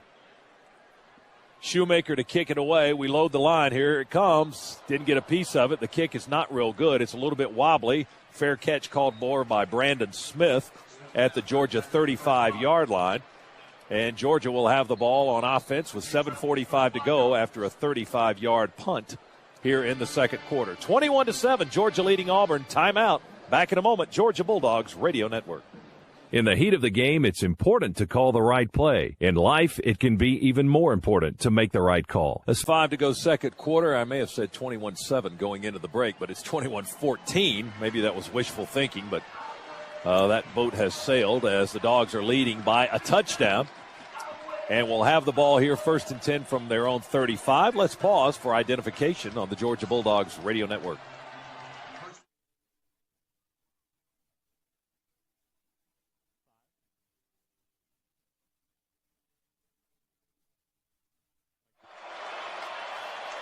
Bulldog football brought to you by BB&T, best bank in town since 1872. Dogs 1st and 10. Murray in the shotgun, hands it off to Ely. Running right, now cuts upfield. Sidesteps a man at the 35, across the 40, and tackled at the 44-yard line. Going to pick up 9 yards. Michael Goggins and the linebacker Craig Stevens make the tackle for the Tigers. Goggins, a 6'3 senior, right in from Alexander City, Alabama, but Ely got about 9 yards on the carry, making it 2nd down and 1. That's gotten all kinds of room to run on the inside right now. Auburn defensively playing cover 2. Already been burned a couple of times by A.J. Green deep. Playing cover 2 and a shell behind him just to protect that deep ball. TK, Tavares King to the near side. We move Green in motion from right to left. Run out of the eye, hand it to Washawn. Flag down, Ely still up, trying to reverse his field. He started to the near side, cuts back running off right tackle, and will get a handful of yards. Got the first down, but let's check the flag. Auburn's pointing against us, so it may come back. Goggins made the stop on Ely. Here's Hubert Owens, our referee. Personal foul, chop block on the offense, number 78. That penalty was 15 yards from the previous spot. Second down. Josh Davis penalized for a chop block, and they mark off 15. All the way back to the Georgia 28-yard line. That one stings. Yeah, that one does. Through a quarter and a half, already 7 penalties in this game, and a number of them have been at the 15-yard variety. A lot of emotions running high. That wasn't an emotional play, just a chop block, but those are tough to overcome. Dogs, the second least penalized team in the SEC. They really made strides in that department this year, but that's their 4th penalty today. So it's second down, 16 for the Dogs. Murray, play fake, wants to pass from the pocket with pressure, throws over the middle, caught waist high by Green at the Georgia 45, and he nearly broke a tackle there. But Auburn converges with 3 blue shirts on him, led by Zach Etheridge, at the 44-yard line, so that A.J. does not get any more yards after the catch. It's going to be near the first down. I think he's about a yard shy, so it'll be 3rd and 1. And once again, Nick Fairley all over Aaron Murray. Aaron able to get that football off just in time. And give Mike Bobo some credit from a scheme perspective here. Able to move A.J. Green inside. Auburn has moved to this cover 2 look in passing situations. Get A.J. inside where he doesn't have the shell over the top of him. Everybody in tight, 3rd and 1. Murray going to take it, roll to the right side. Wide open, he gets the first down as he ducks in there on the far hash for about a pickup of 5. He got to the 50. Mike McNeil, the safety, makes the hit. Everybody thought that one was coming straight up the gut. We took 3 men out, and Murray ran right behind him, wide to the right side, and got the first down. Boy, when you've got an athletic quarterback, you can do those kind of things. Faking the quarterback, sneak up the middle, and then just running a student body right, a sweep right with Aaron carrying the football. Again, nice design on that play. Caleb King's at the tail. We run out of the eye. Dogs 1st and 10 from the 50, leading 21-14, 5:28 to go in the half. Moving right to left, Murray under center, takes the snap. Play fake to Caleb in the pocket. Now moves to his right, has time to set up, nothing downfield, just throws it away. Well, he had plenty of time, but the coverage was good by Auburn, and everybody was deep downfield, and Murray didn't have a safety valve to go to Z that time. He just had to dump it and get rid of it. No, I think his check down got caught up in the wash, trying to get out there. So a smart decision, nothing open downfield. Don't take a sack, don't waste a throw down the field and put anything in danger. Just get it out of your hands. Second down 10, Bulldog football brought to you by BB&T, best bank in town since 1872. 3 receivers to the near side now for Georgia. Snap to Murray. They go to Caleb King. He starts right with blocking. He stops, tries to cut up on the far hash, and he's tackled at the 50-yard line by Corey Lemonier, freshman to left end from Hialeah, Florida. And no gain on the play. Now it'll be 3rd down and 10 for the Dogs right on the 50-yard line. Penetration at the point of attack there. We were trying to go off tackle to the right side of our line. The Auburn defensive line, a lot of push upfield. Got about 3 or 4 yards back in our backfield. Disrupted that play right from the get-go. Green, Aaron White, and Chris Durham break out to the near side. Tavares King lined up to the far side. Caleb King in the backfield. Murray in the shotgun. Play clock at 2. They just get the snap off here. Flags everywhere. Now, there were still 2 seconds on the clock, but we may have been moving when they snapped the football. Flags came out of everybody's pocket, it would seem. Before the snap, false start. 71 on the offense. The penalty is 5 yards from the previous spot. 3rd down. Cordy Glenn moving before the snap. Makes it 3rd and 15 now, back on our 45.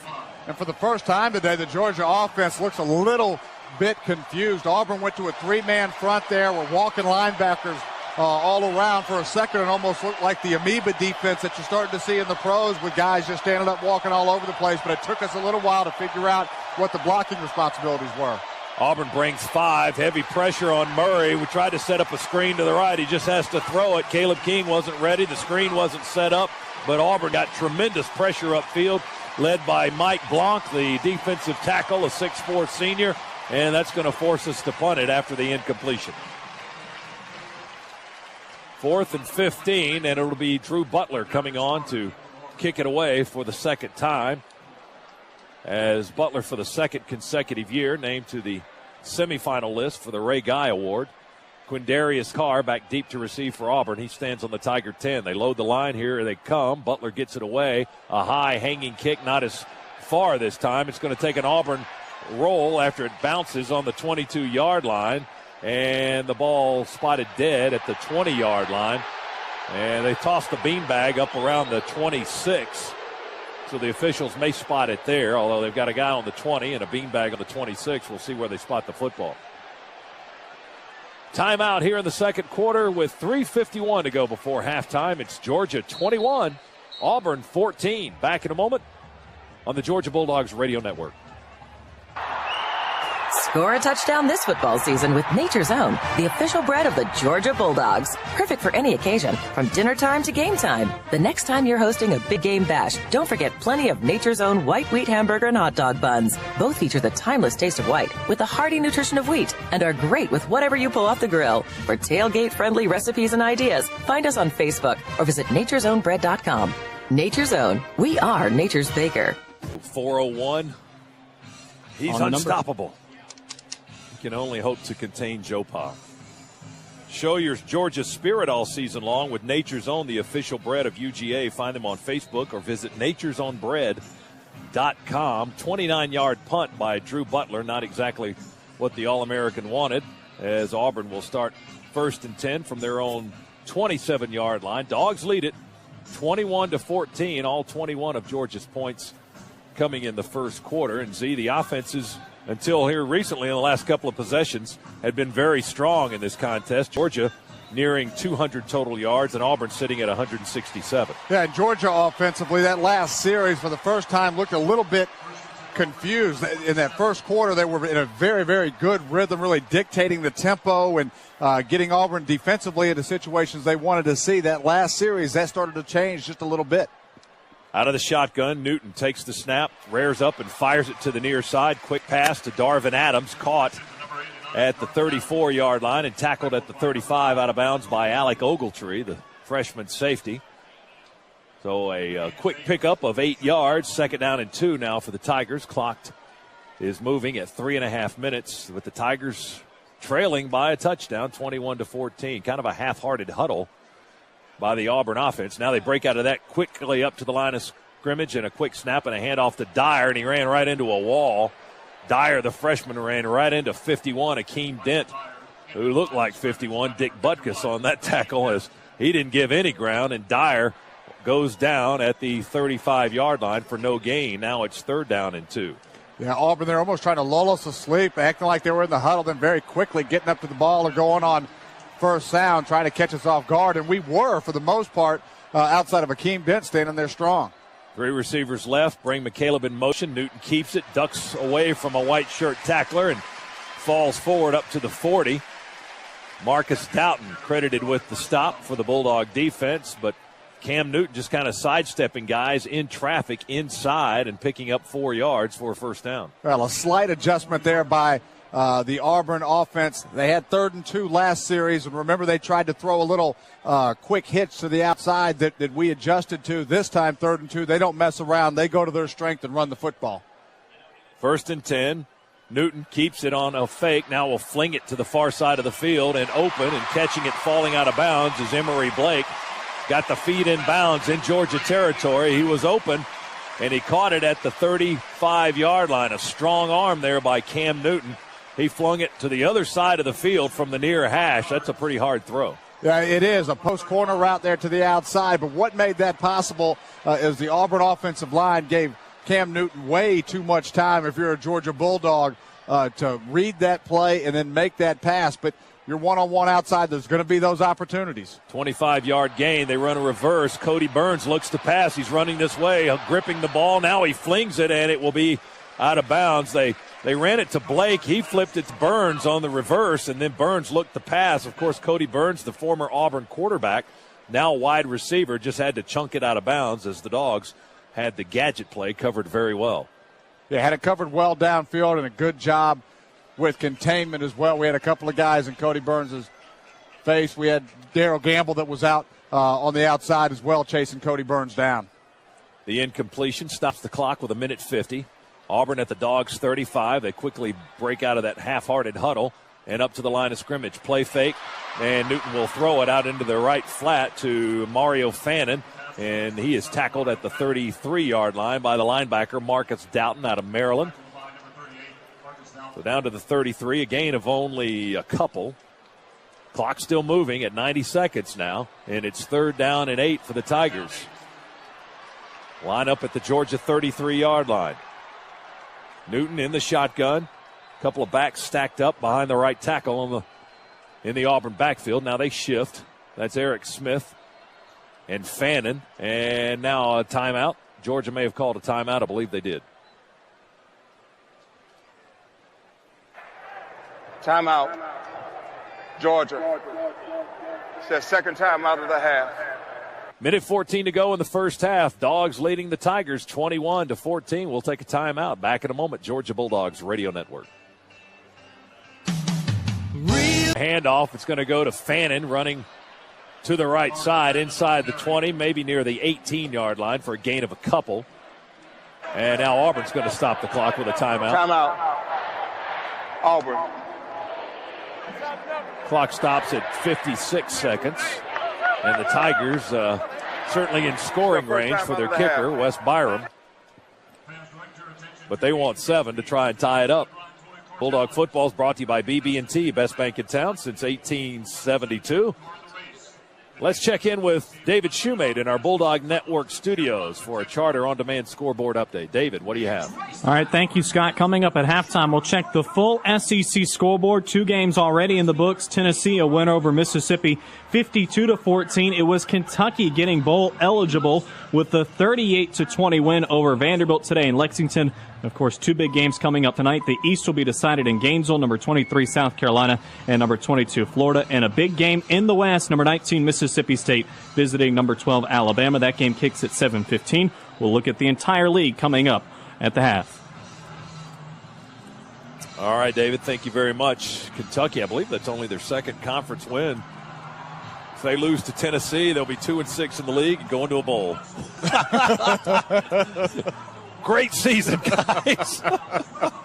Thanks for all your hard work. And now go to Birmingham. 56 seconds left to go in the first half. Georgia hanging on to a slim 7-point lead right now, 21-14. They were up 21-7.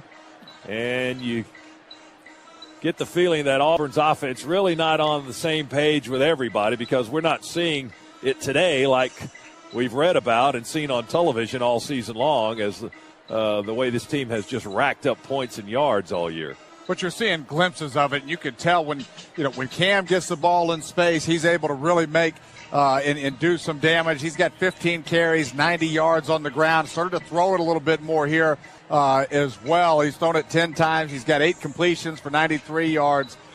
So he's starting to do some very good things as well. Let's check in on the sidelines with Chuck Dowdle. Chuck? Well, Scott, I was just going to mention, don't forget, if they can just limit them to a field goal here, Georgia does get the ball to start the second half. Back to you. Thank you, sir. It is 2nd down and 8 for the Tigers from the Dogs' 18-yard line as Newton in the shotgun, Dyer in the backfield as the lone setback. 1 receiver to the right and 2 to the left. There's the snap. Play fake to Dyer. Newton wants to throw in the end zone. Caught. Touchdown. Middle of the end zone. Caught by the halfback, Lutzenkirchen. Philip Lutzenkirchen, 6'4", sophomore out of Marietta, Lassiter High School. Catches the touchdown pass. About the same spot where A.J. Green caught one of his earlier. And it's 21-20 now as Auburn is an extra point away from tying the game.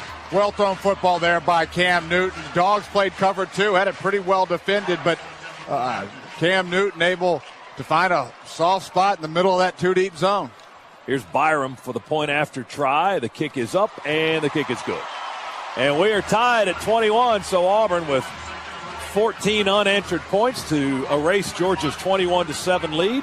Tied at 21 and 51 seconds away from halftime, and the Tigers will kick it off. Brandon Boykin hopes to get a decent return and maybe the Dogs can do something here before the end of the half, although we only have, one timeout remaining in 51 seconds. But you never know with Boykin. You get a good return, you might be in field goal range, so we'll see what tradition-rich history of running the football in the SEC. He's far and away the leading rusher in this league this year.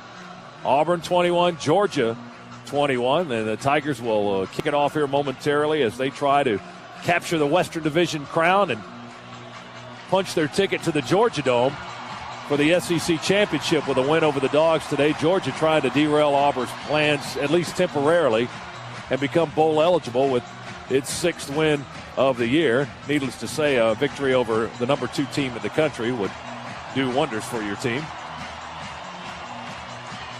Boykin back deep. Auburn will be kicking it from left to right. Boykin right now stands on the 5. Earlier in the ball game, he became Georgia's all-time leader in kick return yardage, breaking the long-time record of Gene Washington, which was established back in the 70s. Auburn has its entire kick unit between the hash marks. Now they fan out, and they line up on the 20. And Wes Byram, with the ball teed up on the 30, will approach and kick it away. Kicks it high and far, end over end. Boykin takes it on the 3, straight ahead to the 10, to the 15. Middle of the field, 20. Cuts right there and will be tackled right on the 20-yard line, it would appear, maybe to the 21. Only 42 seconds to go as Michael McNeil makes the stop for the Tigers, along with Demetrius McNeil. They're not related. 1st and 10 for the Georgia offense, 21-21. Dogs and Tigers here in the Deep South's oldest rivalry. And certainly today's game living up to the billing in the 114th meeting of these two schools. Dogs break out of the huddle. Murray in the shotgun. Apparently will try to use the 42 seconds with one timeout. Caleb King, the lone setback, will hand it to him. And he heads to the right side looking for running room. The blocking broke down, and King will get about 4 yards on the carry. Stevens and Bynes, the linebackers for Auburn, make the hit on Caleb. They'll spot the ball on the 26-yard line. And now the Dogs will just take their time and run out the half here. If that play would have gotten a first down, clock would have stopped, we would have gotten into a 2-minute drill. But because we didn't go anywhere, no chance to take any, or no reason to take any chances here. We're getting the ball coming out at halftime, and a good first half, tied up 21-all against the number 2 team in the country.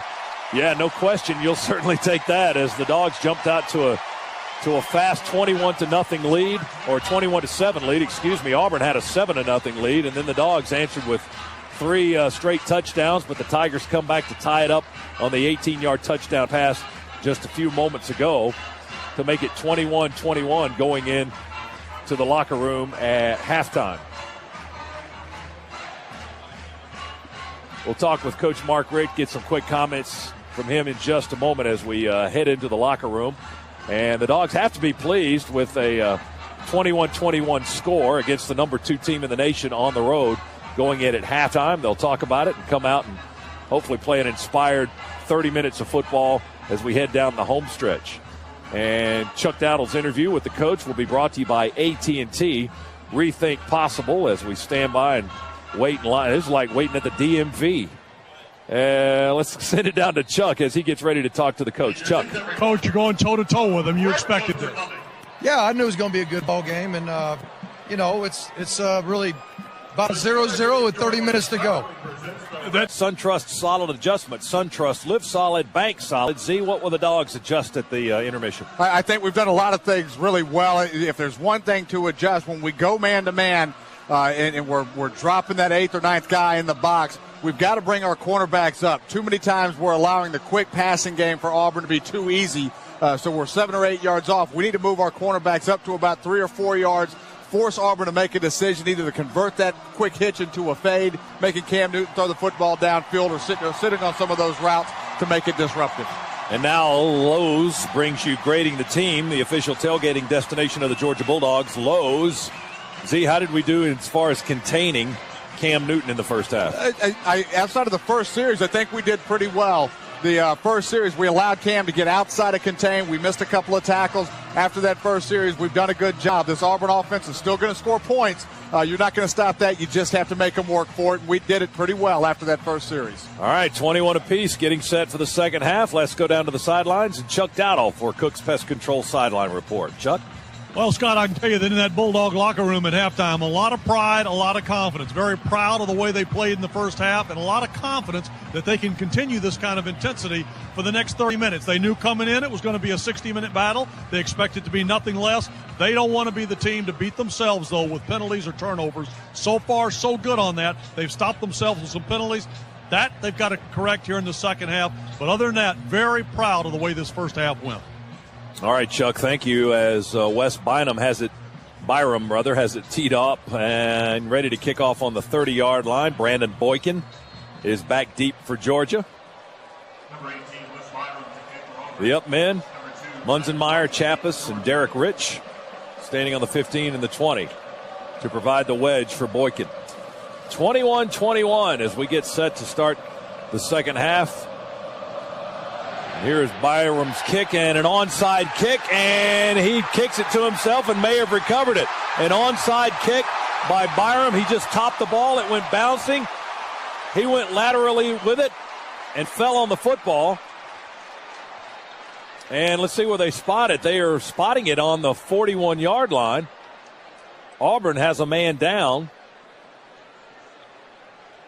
I guess it's going to be Auburn's football. Auburn recovers the onside kick. Well, the only question I have is, did that touch an Auburn player before it went 10 yards? I don't think it did. Initially, I thought it may have touched the kicker there as he just knocked it forward. I thought it touched Byram, but after looking at it on the replay, don't think it did. No, he was the fortunate recipient of a high bounce after that thing had gone end over end a couple of times. Then it kicked up high, went about chest high, and he was just able to catch it as he was sliding forward. He recovered it at the 41-yard line. And again, an Auburn player is down. It's Chris Davis, number 11. Now he is up. He's clapping his hands. He's okay, hopefully, as they assist him off the field. He's walking mostly under his own power. A little unsteady. One of the trainers has an arm. But Georgia, thinking it was going to get the ball to start the second half in a 21-all ball game, now has to suddenly go out and play some defense because Auburn recovered the onside kick.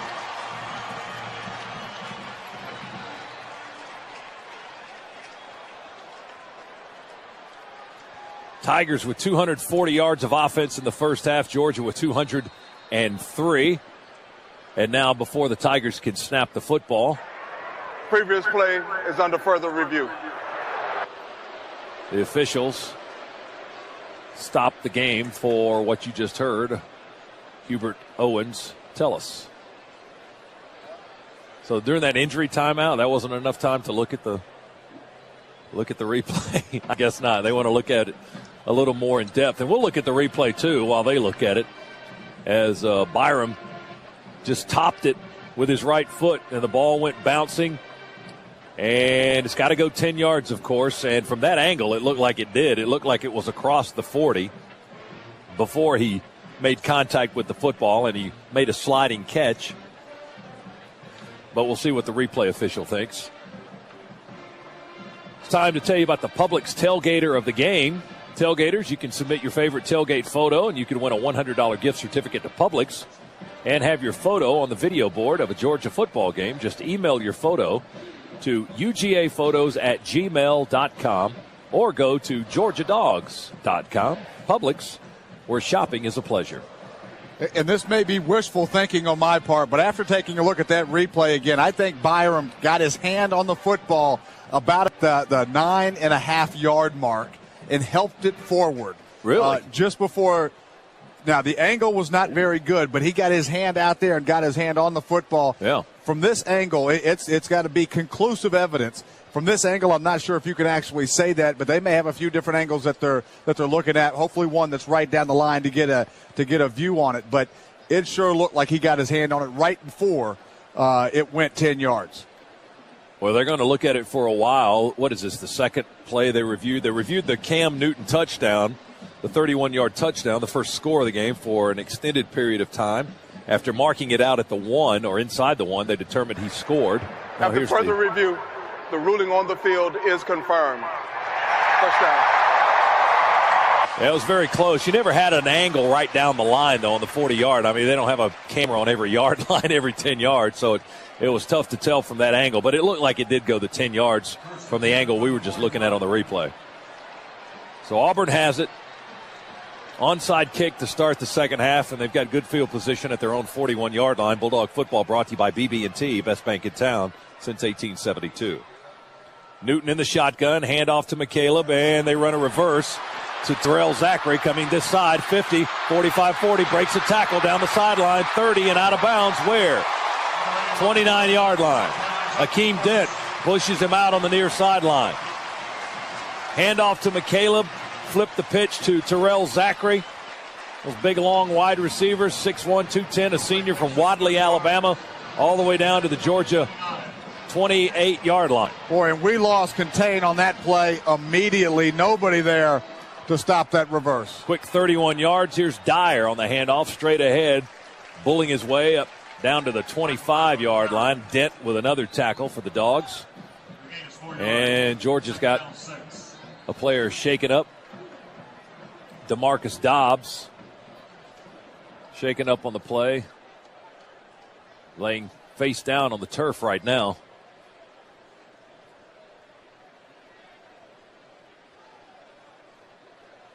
And getting a little bit quiet as the training staff looks at DeMarcus Dobbs after about a 3.5, 4-yard gain by Dyer.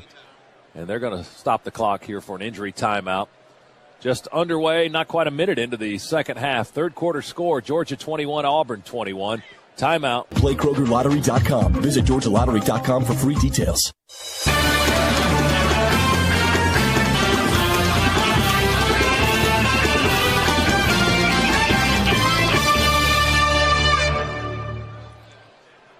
Let's pause for station identification. This is the Georgia Bulldogs Radio Network.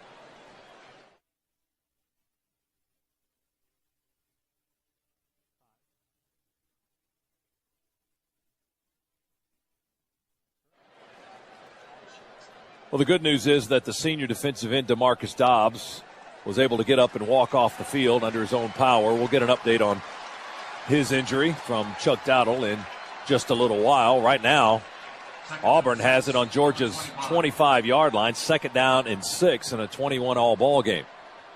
Man comes in motion. Newton in the shotgun. Takes the snap. Now runs it straight ahead, quickly to the 20, and wrapped up and slung to the turf by Marcus Doughton, the linebacker. But a quick 5-yard gain, short of the first down, however. It'll be 3rd down, about 1.25 yards to go. Subway's the official sandwich of the Georgia Bulldogs. Play hard, eat fresh. Cam Newton, 90 yards in the first half, running the football, had 111, throwing it on 9 of 11 passing. And right there, just a quarterback dive, nothing real fancy, but had a little bit of an opening and able to shoot through that opening for a nice pickup. Tigers 5 of 8 on 3rd down conversions today. 3rd and 1 here. He rides with McCaleb. Now he runs it off tackle, and he bulls his way for another first down and another 4 or 5 yards. Akeem Dent, the linebacker, makes the hit on Newton. But the Auburn quarterback gets the ball to the Georgia 16-yard line. Looks like where they'll spot it. 1st and 10 right there as the Tigers threaten to break the tie here, 21-all.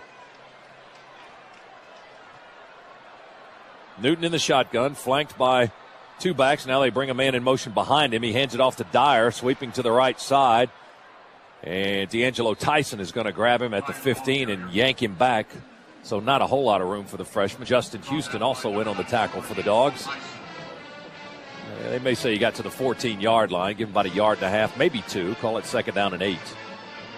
Boy, an important couple of plays here. This Auburn offense, after being down 21-7, really starting to get it going right now. If Georgia can hold Auburn to a field goal and at least stem this a little bit, it's going to bode well. If Auburn scores here, the crowd's going to erupt. They're going to continue with the onslaught they've been putting on us. He fakes the handoff to McCaleb and keeps it on the option to the right side. And now Newton twisted outside and out of bounds around the 10-yard line by Doughton, who pushed him out. But he and McCaleb basically just play hide the ball, Z, and you got to guess who has it and then try to tackle both of them. Well, you've got to be disciplined in your defensive assignments, that's for sure, because they do a good job with their ball handling. The ball fakes are all very solid. And on that play, Cameron keeps it, able to get outside. You just see how big and strong he is as he threw Alec Ogletree that was wrapped around him, just threw him down to the ground. It's 3rd and about 2. They got to the 8-yard line. 3rd and 2 for the Tigers on the Georgia 8. Newton in the shotgun. Now he's going to spin and ask for a timeout. Timeout. Auburn. It's their first timeout of the second half. 11:52 to go, third quarter. 21-21, Georgia and Auburn breaking the action here at Jordan-Hare Stadium in Auburn, Alabama. Back in a moment on the Georgia Bulldogs Radio Network. Well, we're still catching every game, just a lot more. Get in, get confident at Supercuts every time.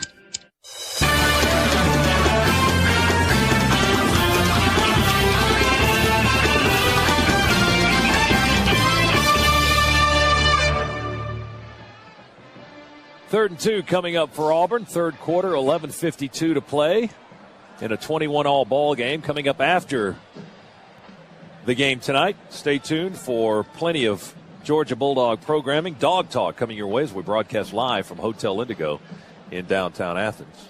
And Bulldog football is brought to you by BB&T, best bank in town since 1872. Last 5 games, Cam Newton in the SEC. He's averaged 165 yards and scored 12 touchdowns. Tonight, he's rushed for 106 yards. He's scored once. He's thrown for another. It's 3rd and 2 now for the Tigers from the Dogs' 8. Shotgun snap to Newton. He will keep it and get the first down inside the 5-yard line as he runs off right tackle. He just takes the snap. He hesitates a little bit, and then he ducks in there when he sees a gap. He got the first down. It's 1st and goal for Auburn inside the Georgia 5. The Tigers right now not messing around on 3rd down. In the second quarter, the Tigers had a 3rd and 2, and they tried to throw a quick hitch to the outside. We sack them. After that, they've had 4 third downs. They've run it every time. One of those was even a 3rd and 8 where they ran a quarterback draw. So they get in those 3rd down situations and just running the football right now. Ryan Pugh snaps it to Newton. He heads to the right side, curls around the corner. Takes a shot at the 2 and goes down right there. Doughton in on the tackle along with Gamble and Dent. And Newton took a pretty good lick there at the 2, but he picked up about 2.5, maybe 3 yards. And Dogs have a player slow to get up. That is D'Angelo Tyson. He's up on the balls of his feet now. Staring down at the turf. The training staff going to come out and get him. DeMarcus Dobbs went off the field a few moments ago. We only had a couple of true defensive linemen in the game, Tripp and Tyson. We've got 5 secondary men and 4 linebackers. But Tyson still down on one knee now, slow to get up. The 6'2 junior from Statesboro. Shaken up on the play. We're just 4 minutes into the second half. This game is already long, and now a handful of injuries have slowed it down even more here in the second half. So yeah. Garrison Smith, the freshman, is going to come in. Yeah, and what you're starting to see right now, Scott, is this Auburn offensive line slowly starting to take the game over and really punishing the Georgia defensive line, getting a good push initially and opening up even more room for Cam Newton in this Auburn rushing attack. 2nd and goal, Tigers from the Bulldog 2. They shift McCaleb off to the right, run out of the shotgun, hand it to Ontario McCaleb, and he's going to get into the end zone off the near side. Touchdown Auburn, and they lead it again, now 27-21. It's just the same play. One time to the right, one time to the left. It's the read option, and Cam's either handing it off to McCaleb or keeping it himself and taking it inside. And they're starting to find some dominance there. Again, it's starting up front with the offensive line for Auburn, but starting to take over the football game. And this one started with a second half onside kick. Tigers recovered it at their own 41. They go 59 yards to take the lead. The point after by Byram is good. And it's number 2 ranked Auburn 28. The Georgia Bulldogs 21. 10:48 to go, third quarter. Timeout on the field. We're back to Auburn, Alabama right after this on the Georgia Bulldogs Radio Network.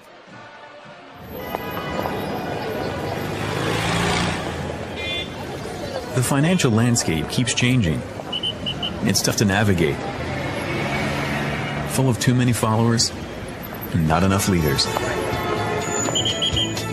At BB&T, from behind against Penn State to grab the lead, a pick six, put them in front, headed to the fourth quarter, 17-14 Buckeyes, as we take you back out to Scott Howard. All right, David, thanks very much. Auburn has scored 21 straight points now to retake the lead. They led 7-0. Then the Dogs went up 21-7. And now Auburn has come back with 21 straight and lead at 28-21. The last Georgia score came with a minute to go in the first quarter on a 40-yard touchdown pass to A.J. Green. That was in the daylight. Now we're under darkness here in Auburn, Alabama. Tigers went 59 yards in 9 plays after recovering the onside kick to start the second half. Here's Byram's kick. He punches it this time. Short, end over end, taken by one of the up men. That Chappis on the far side, I believe. Across the 30, up near the 35-yard line as he rumbles for about a 10, 15-yard return. That was the senior, Sean Chappis. Tackle made by Jonathan Evans, one of the linebackers on special teams.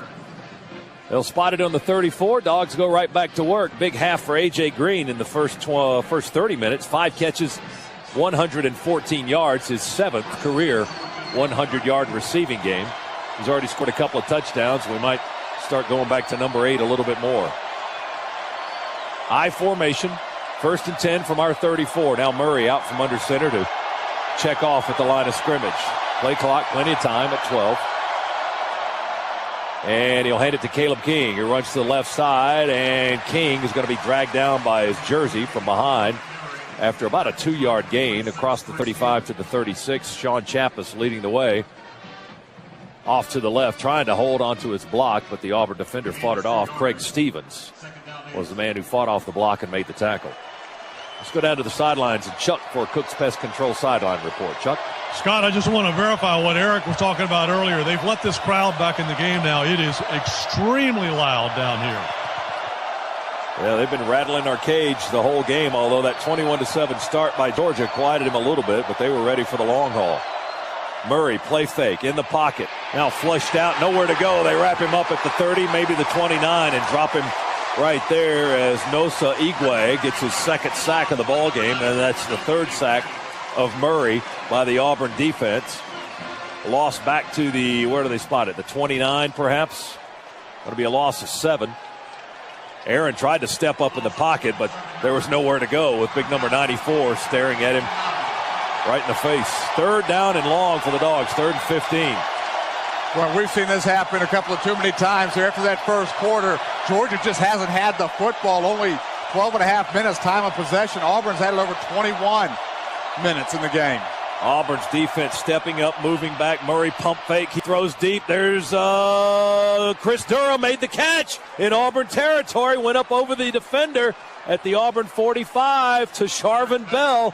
He timed his jump better than Bell did. Bell tried to jump up and knock it away or intercept it. And big, long, tall Chris Durham at 6'5" went up higher and got the ball for a big gain, a 1st down into Auburn territory. Bellsy only 6 feet tall. That's what he's listed at. And Durham really used his size there. Yeah, Bell in a better position there to make the catch on that football. Durham able to go up and go get it. Auburn brought some pressure there. Credit Caleb King. Nice pickup on the blitz to give Aaron Murray just enough time to get that ball out of his hands.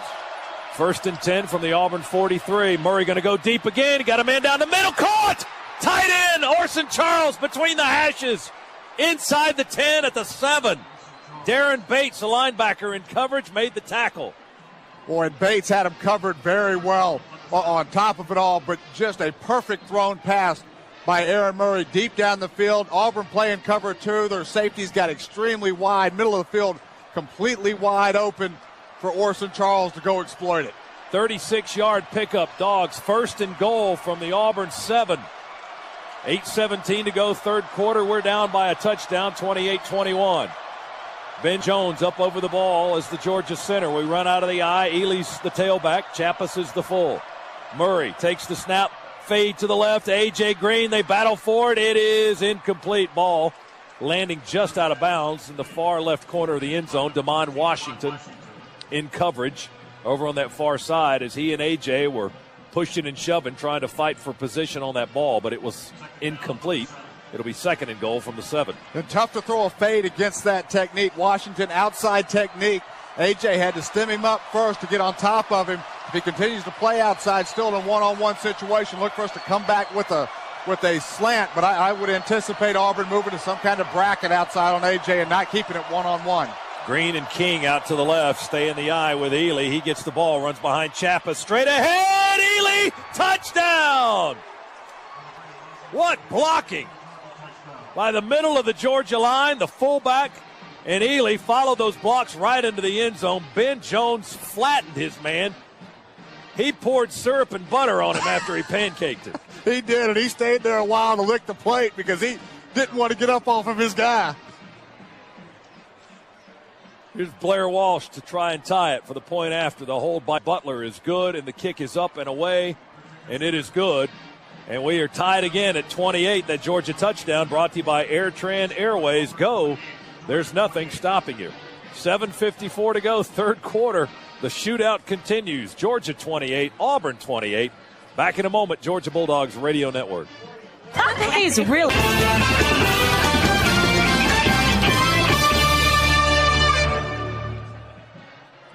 Washaun Ely's 7-yard touchdown run, his 9th touchdown of the season. Incredible blocking by the Georgia offensive line of Jones and Cordy Glenn, Clint Bowling, everybody. Josh Davis, Sturdivant. Huge block by Chappas, and Ely read those blocks well and right into the end zone to tie this ball game as Walsh kicks it away long and end over end and deep to DeMond Washington on the 1 between the hashes straight ahead. Kicks up some sand at the 10. Curls around at the 15 trying to find a gap, and there's nowhere to go as White Search converge on him. And Jordan Love, a reserve cornerback, makes the tackle for the Dogs as we go down to Chuck Dowdle on the sidelines for Cook's Pest Control sideline report. Chuck?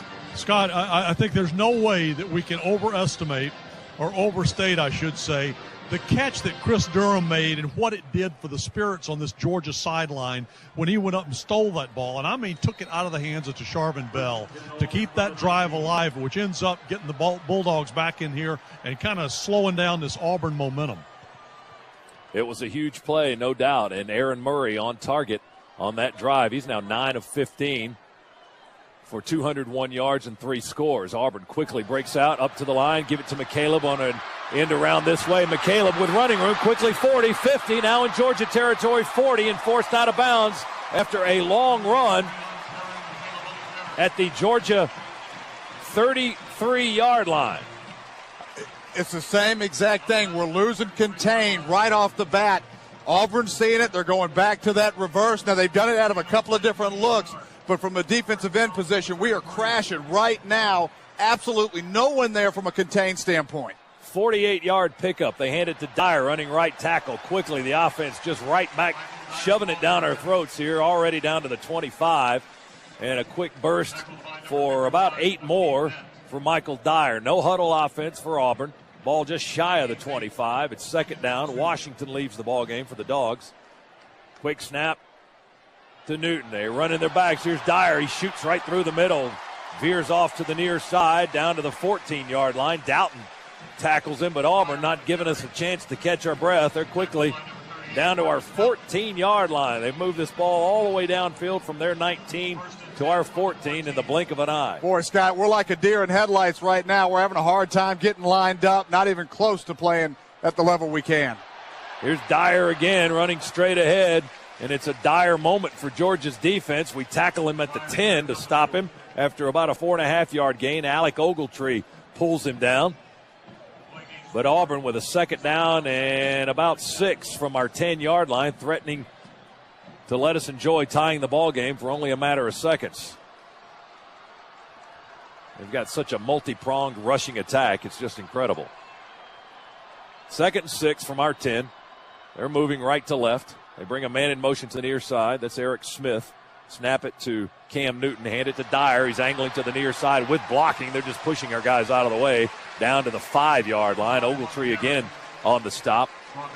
They've got those big linemen out front with Mike Berry and Mosley and Zimba and all those guys just mowing us down. What a better job there defensively at keeping that play on the inside. Still a good, solid pickup, but at least it's not a 30-yard pickup or just a walk into the end zone in this case. 3rd down and 1 from the 5. Newton's going to keep it this time and stick his head in there on the right side of the line of scrimmage, and he gets the first down at the 4. Justin Houston connects and makes the stop, but not before Newton gets it past the yardsticks and picks up a first down. 1st and goal quickly, just like that for Auburn at the 4-yard line. 1st and goal from the 4-yard line. I don't know that anybody can stop this kind of a running game. They've already racked up 264 yards. Of course, they rushed for over 400 against LSU. They break out of that partial huddle, rush up to the line of scrimmage, get set, quick pitch, McCaleb, right side, running. We're trying to stretch it out. He gets the corner and into the end zone, touchdown. And that was all McCaleb there. We had about 6 Bulldogs out. McCaleb, little dip to the inside, gets us to commit just a little bit. Then that speed of his, he's able to bounce that outside. That move was all on his own against about 6 Bulldogs. Sanders Cummings took an awkward hit on that play. His body lurched forward. He may have gotten rolled up on as he is shaken up, injured on the play. Mark Richt to take the opportunity to talk to Hubert Owens on the injury timeout as he's pleading his case at the 9-yard line with the referee while the training staff looks at Sanders Cummings. But Auburn has quickly taken the lead 34-28. So what we have here is a complete lack of respect for any kind of defense in this ballgame, I think. Yeah, the only good news about that is it didn't take a whole lot of time off the clock. Byram set to kick it off as they assist Cummings to the sideline. Byram for the extra point. And flags before the snap. There's a flag. Wes Byram, Auburn's all-time leading scorer. May have to kick it from a little farther back than he anticipated. We'll see. False start. 73 on the offense. 5 yards from the previous spot. We'll have the try. Lee Zimba, the all-SEC tackle out of Rogers, Arkansas. The guilty party. They back it up to about the 8, so the extra point will be from the 15, a 25-yard extra point attempt. Caudle is the holder, and Byram is the kicker. There's the snap and the hold, the placement, and the kick is away, and it is good. So Auburn goes back in front, 35-28, with 5:04 to go in the third quarter. Tigers by 7. We'll check in with the Bulldog Network studios and our studio host, David Shoemate, for score update. David? All right, thank you, Scott. Let's check the Charter On-Demand scoreboard. You can get the fastest internet speeds in the area. The big scoreboard here, the big matrix board. Do you call them matrix boards anymore? They're all HD, but they're showing Bo Jackson on the Auburn sideline. Yeah, but Bo just went over to Michael Dyer. Michael Dyer just broke Bo's freshman rushing record with more than 831 yards in his freshman campaign, and Bo was going over there to say congratulations and shake his hand. Hopefully he distracted Dyer just a little bit. Next time he touches it, he's going to put it on the ground. That might be some sort of illegal contact, isn't it? He's a booster of the program. That right? He is. I mean, of course, they've got enough issues in that department.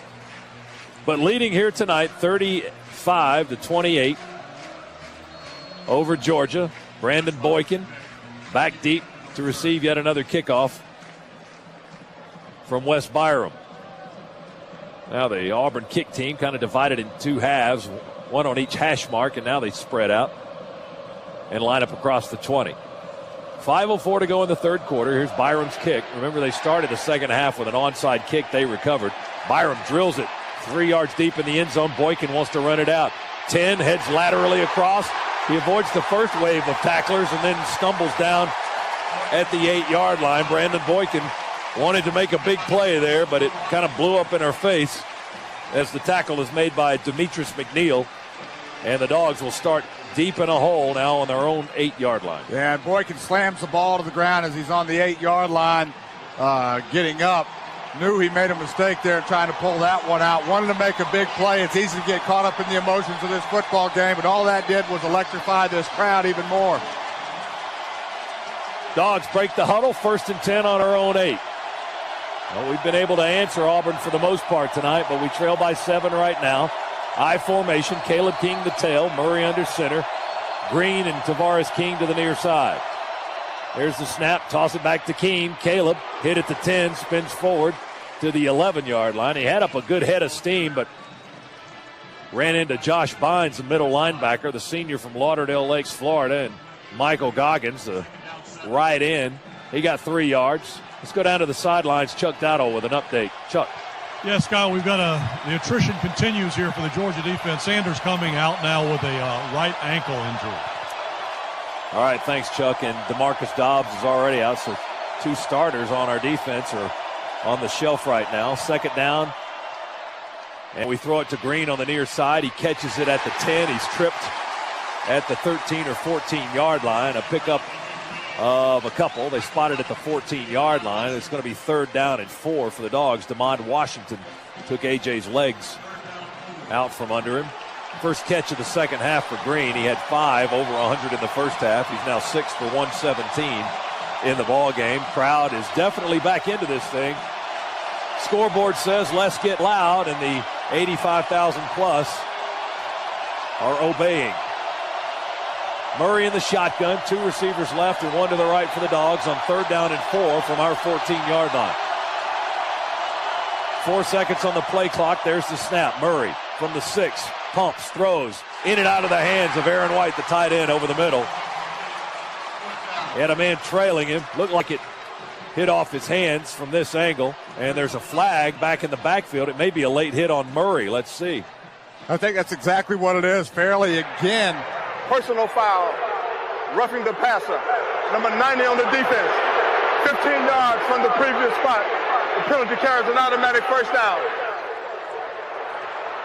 Nick Fairley slowly walking back for Auburn. Georgia's offensive line is right on his tail as they proceed to the new line of scrimmage, which is all the way out to the 29-yard line.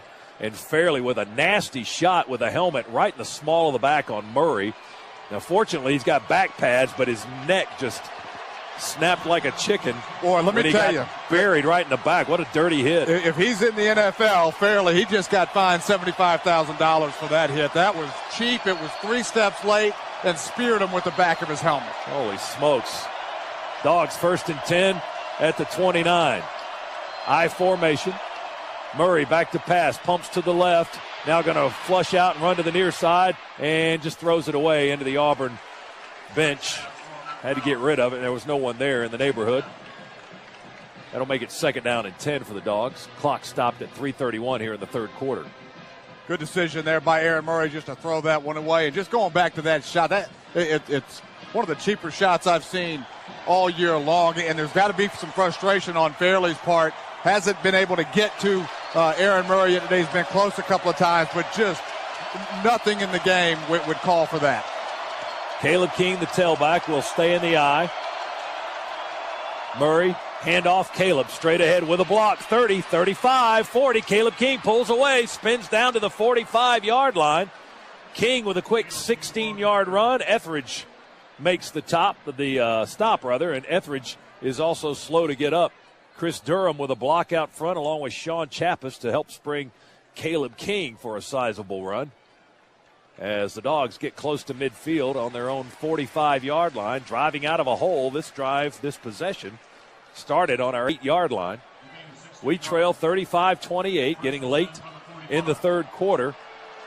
And Auburn's defense hasn't been vulnerable to long runs. They haven't given up, but a handful, only 2 running plays of more than 26 yards all season long. But vulnerable there, they brought strong safety and then a strong side linebacker. As soon as Caleb got through the initial line of scrimmage, nobody was there. Shotgun snap to Murray. Here comes pressure. He steps away from it. Murray on his feet, throws on the run. Caught! A.J. Green in Auburn territory. No, did he drop it? Oh, yeah, they're saying incomplete at the 34 of Auburn. Incomplete. He caught it in a bit of a crowd. There were 3 blue shirts right around him. Pass was a little bit low. Green tried to curl around it, but 2 officials said incomplete, as did most of the Auburn defense. Murray had to fit that one into a tight spot, had to get out of or move up in the pocket, then scramble to his right, able to locate A.J. Green on a crossing route down the field, and had to throw a bullet because A.J. was pretty well covered. Ball was just a hair behind him. Not a bad pass, just a hair behind him, and allowed that ball to be knocked out. Demetrius McNeil may have gotten a hand on it in there to break it up. Here's Murray with a play fake in the pocket, spins away from pressure, rolling far to the left side of the field. He throws, and it is caught this time. A.J. down at the Auburn 35-yard line.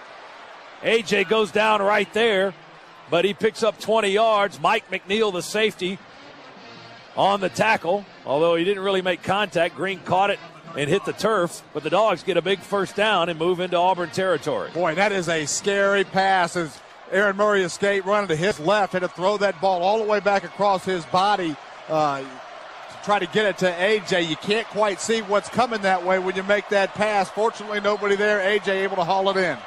I formation, Ely at the tailback position. 1st and 10, Dogs from the Auburn 35. Ely runs straight ahead and absolutely nothing there. Covered up by 2 Auburn defenders. Antoine Carter, the left end, one of the guys on the hit as Ely gets nothing. Mike McNeil also in on the tackle. He may have lost a little bit. He did. He lost almost a yard. They'll call it 2nd down and 11 now for the Dogs. Less than 2 minutes to go in the third quarter.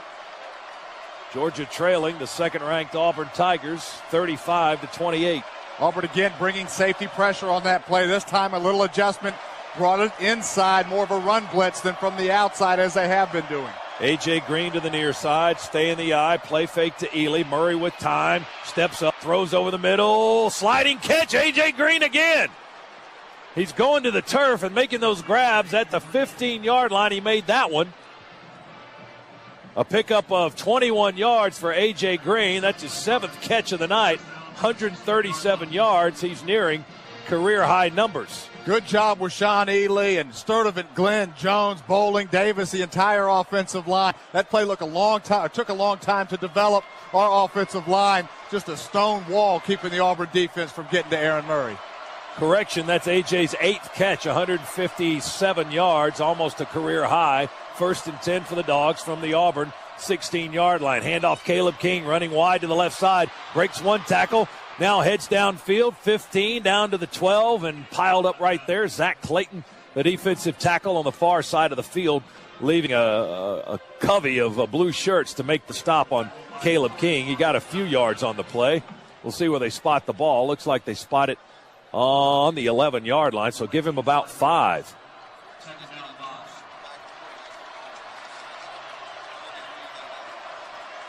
Good job there by Caleb King, able to get off of that first tackler in part because of the block as Sean Chappis just stayed on his guy and finally drove him into the ground.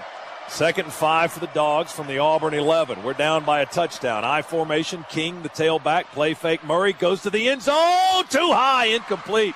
Chris Durham leaped high off of one leg and reached an arm way up in the air, but couldn't haul that one in. That ball sailed a little bit on Aaron.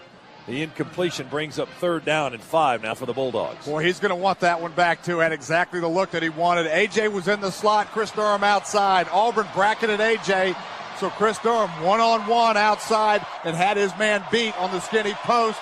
Aaron just a little too high when he let it go. Driving right into the teeth of the Auburn students. 3rd down, 5 from the Tiger 11. We're in the shotgun. Ely's in the backfield. Going to take the snap, roll to the right, throw it back to the left. Oh, there's nobody there. Nobody there. I don't know, maybe we're trying to set up a screen, perhaps. We had a couple of linemen over there, and Orson Charles was in the neighborhood. But the pass is incomplete, and it's 4th down, and that'll bring out the kicking unit with a second left in the third quarter. It was going to be a throwback screen to the tight end. We had Orson Charles over there. Auburn manned up, so Orson could never break free. Field goal try by Walsh from the 19, 29-yard kick from the far hash. The kick is away, and the kick is good.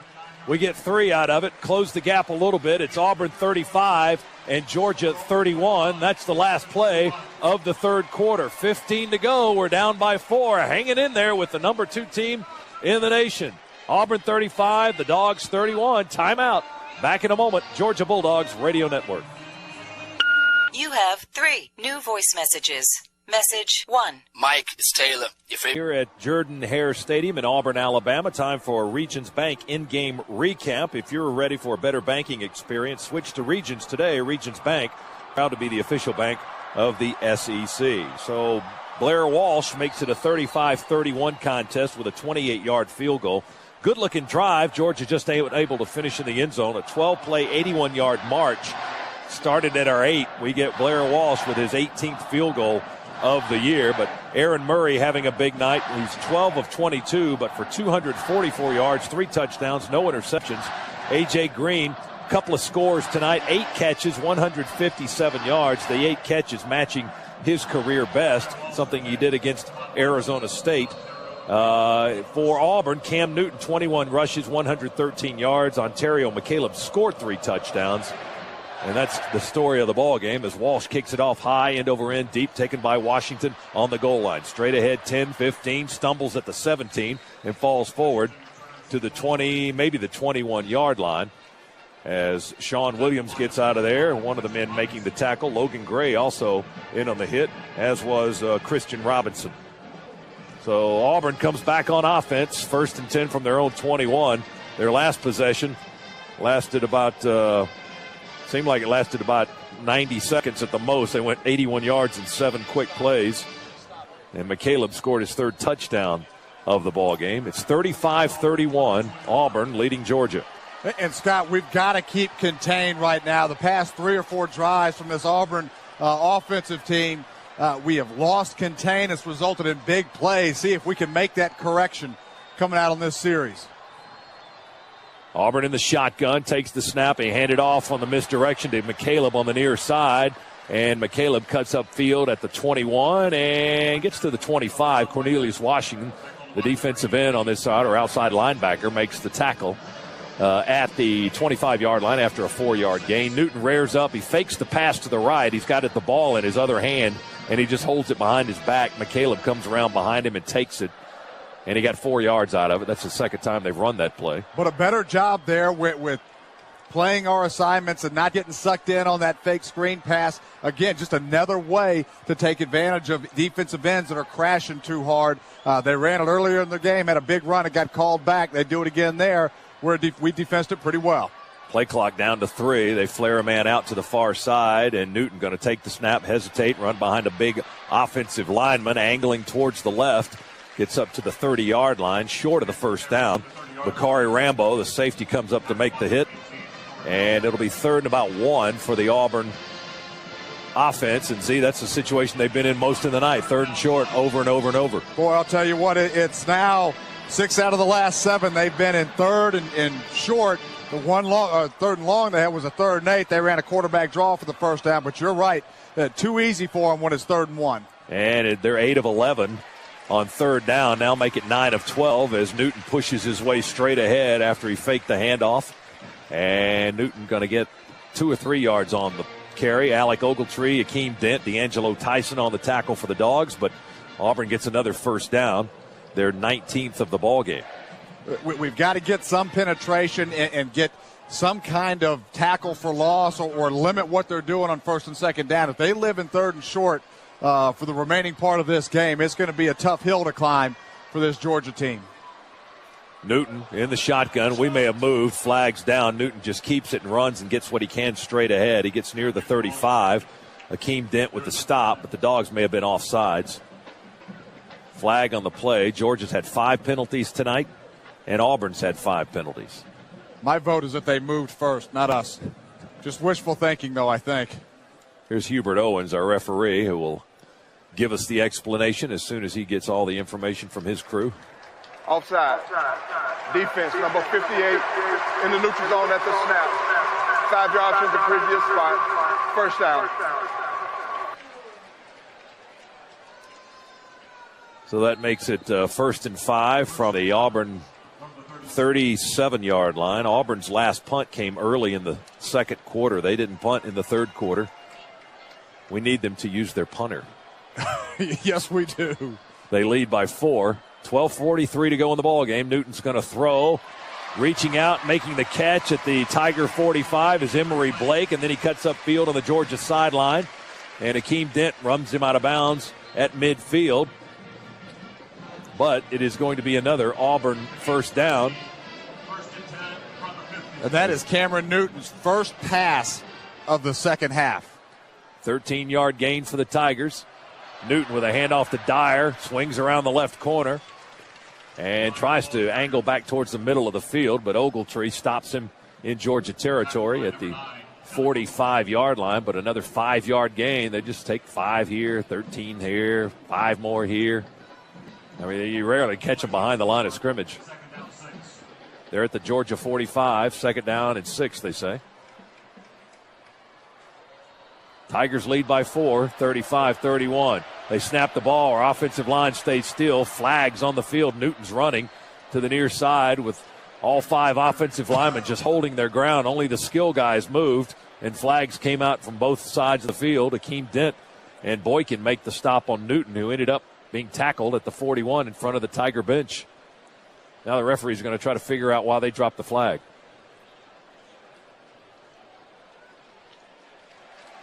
They're calling a penalty on Georgia.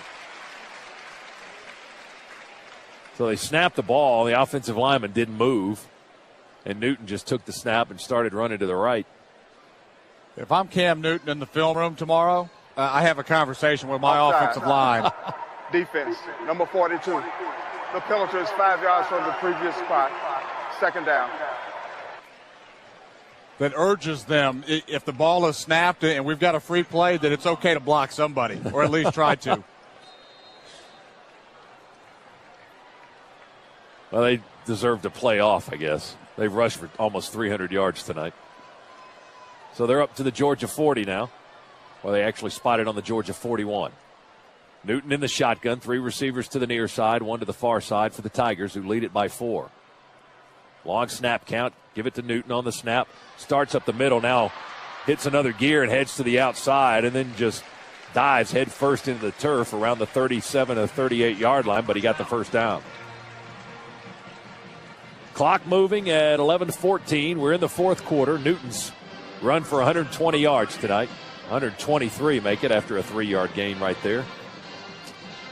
And the Dogs right now playing primarily a cover 4 shell. They're doing that so they can get their safeties up and run support quick. The problem is it's just a little too slow. They're getting up there after Auburn has got 3 or 4 yards of running. Cody Burns at quarter. They run a reverse to Newton. He ends up taking the handoff from McCaleb, and Newton just throws it out of bounds. So they had Cody Burns at the quarterback.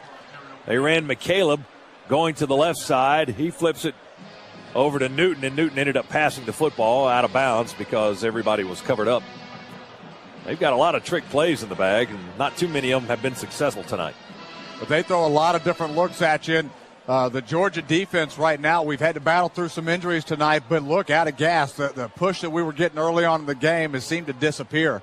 2nd and 10 from the Dogs' 38. Auburn moving left to right.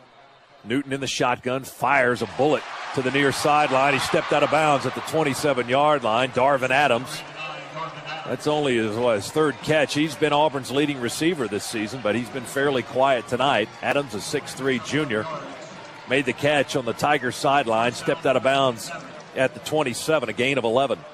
Boy, first down, Auburn. Yeah, mighty tough to defend there. Just a back shoulder throw on a fade. Tough to cover.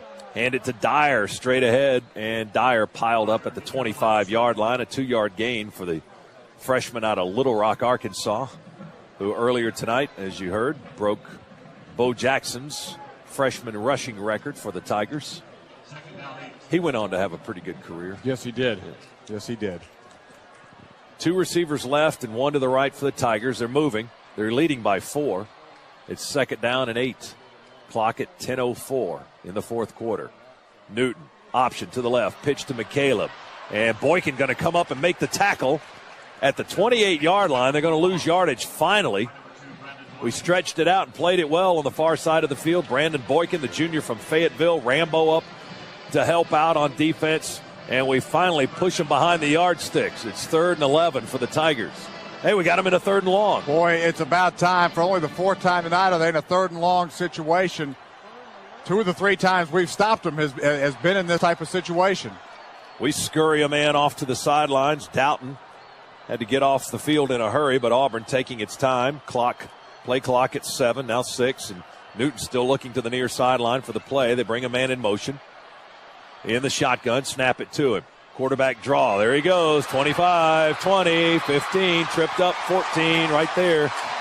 Makes it look so easily. There was nobody over there. Sean Williams tripped him up. And on 3rd and 11, they get the first down.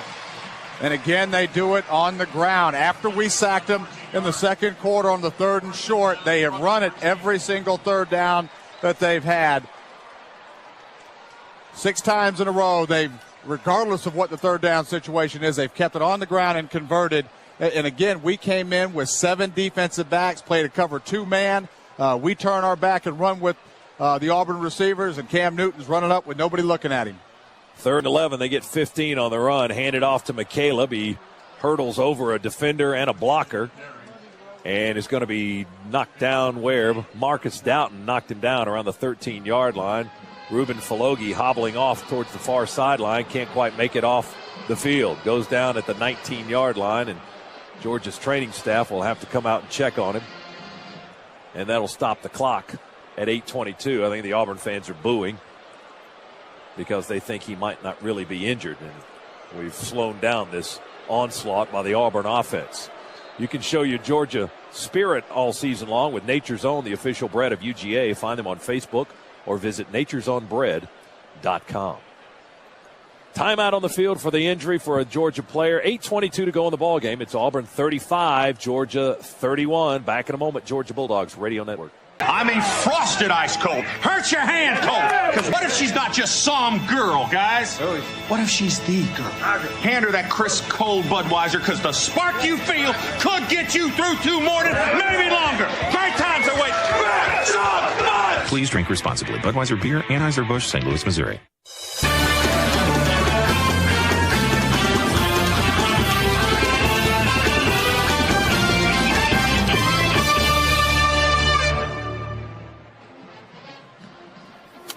Ruben Filogi up off the field now.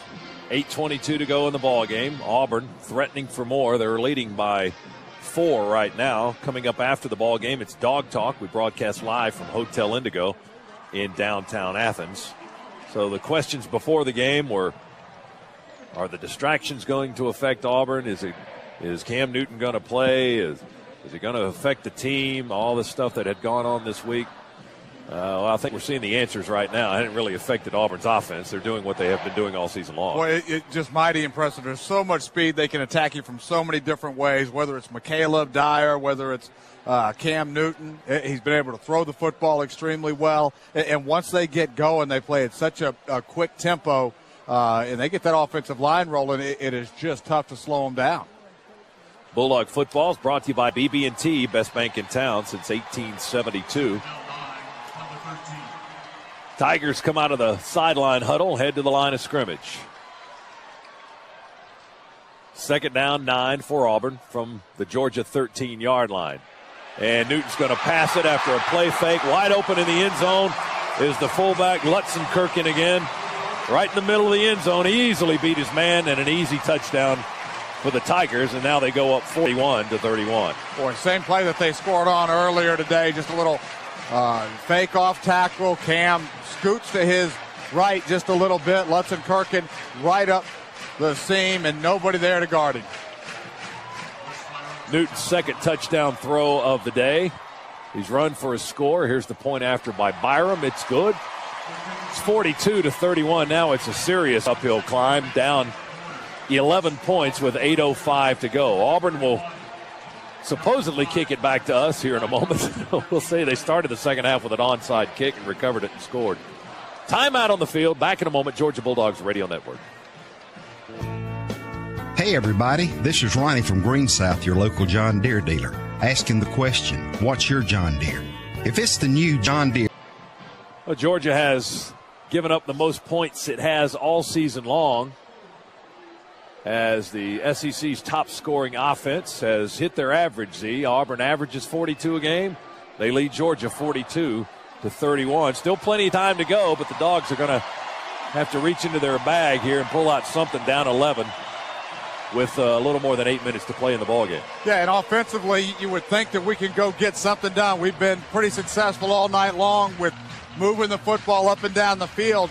Where we're going to have to find some answers is how do we slow Cam Newton and this Auburn offense down?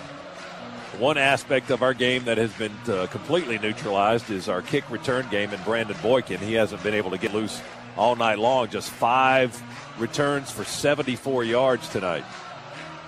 Let's go down to the sidelines and Chuck Dowdle for a Cook's Pest Control sideline report. Chuck? Well, Scott, the Tigers' Phil Lutzenkirchen, who made that touchdown catch, became a bit of a YouTube sensation, you may recall, a couple of years ago when he made a basketball-type play in a football game for Lassiter High. The ball was thrown way out of bounds back in the end zone. He went up, caught it, turned, and before he hit the ground out of bounds, tossed it back into the end zone. It was caught by one of his other receivers for a touchdown. He's got 2 scores tonight. Coming up before the end of the ball game, we'll be selecting our Texaco star player of the game. And Chuck, of course, will be in our locker room talking with Bulldogs head coach Mark Richt. Line drive kick fielded in the end zone by Boykin. Straight ahead running, and again dropped before he gets anywhere near the 20. Excellent coverage by Auburn.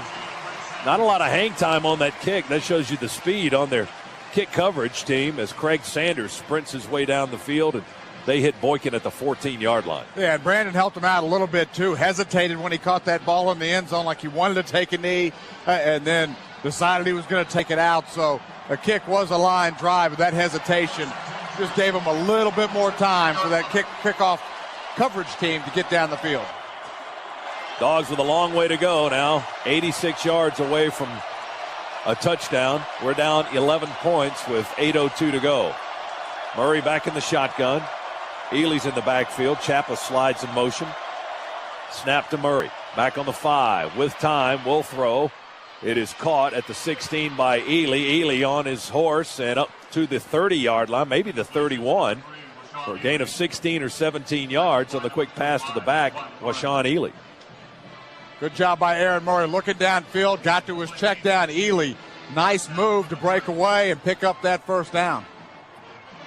He got 16 and got out of a bit of a hole. 1st and 10, Dogs at our 30-yard line. Clock moving at 7:40. We need 2 scores to get ahead. We're down 11.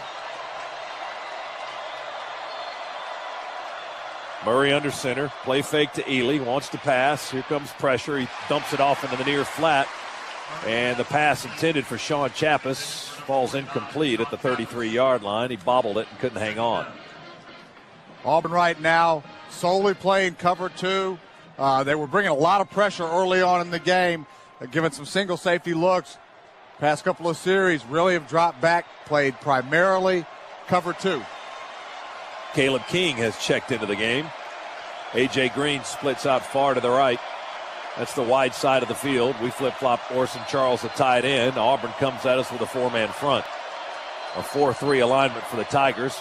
Play fake to Caleb King. Murray in the pocket. Now will run. Tripped at the 30. Keeps his feet and stumbles his way to the 36-yard line perhaps. For a gain of about 5, maybe 6 yards. Antoine Carter, the left end, a senior out of Fort Lauderdale, Florida, makes the stop for the Tigers. Murray able to get to the 36-yard line. And it'll be 3rd down and 4 for the Dogs. Gray, Troop, and King, the receivers in this set. As we send 2 to the right, 1 to the left.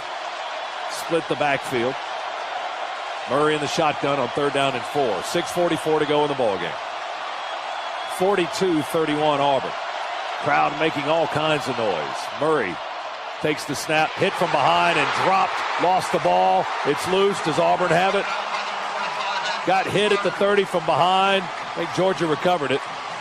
Antoine Carter with the sack from Murray's blind side. Lost back to the 27-yard line. A loss of 9. And the Dogs in a serious jam. They'll go for it here on 4th down. Only 6:07 to go and needing 2 scores to have a shot. And Auburn showed free safety blitz, weak safety blitz on that last play. We changed protection. Auburn made a check themselves. So as we changed up protection on that check, It left the guy free from Auburn's standpoint. 4th and 13, a deafening roar from the crowd. Murray throwing, hit as he throws. He had time. He waited for the receiver to come open. He got him by the legs. Nick Fairley taking Murray down as he was throwing, incomplete. Tigers get the football. Boy, and just like that, we've been so good and in this football game for so long, but just the constant pressure from Auburn may have just gotten to us right there unless we can come up with some kind of miracle. Nick Fairley, the junior college transfer from Mobile, Alabama, Lombardi Award semifinalist, got the hit, and then showing off in the end zone for the Auburn students down on that end, but no flag for the mini celebration by the Tigers defensive star.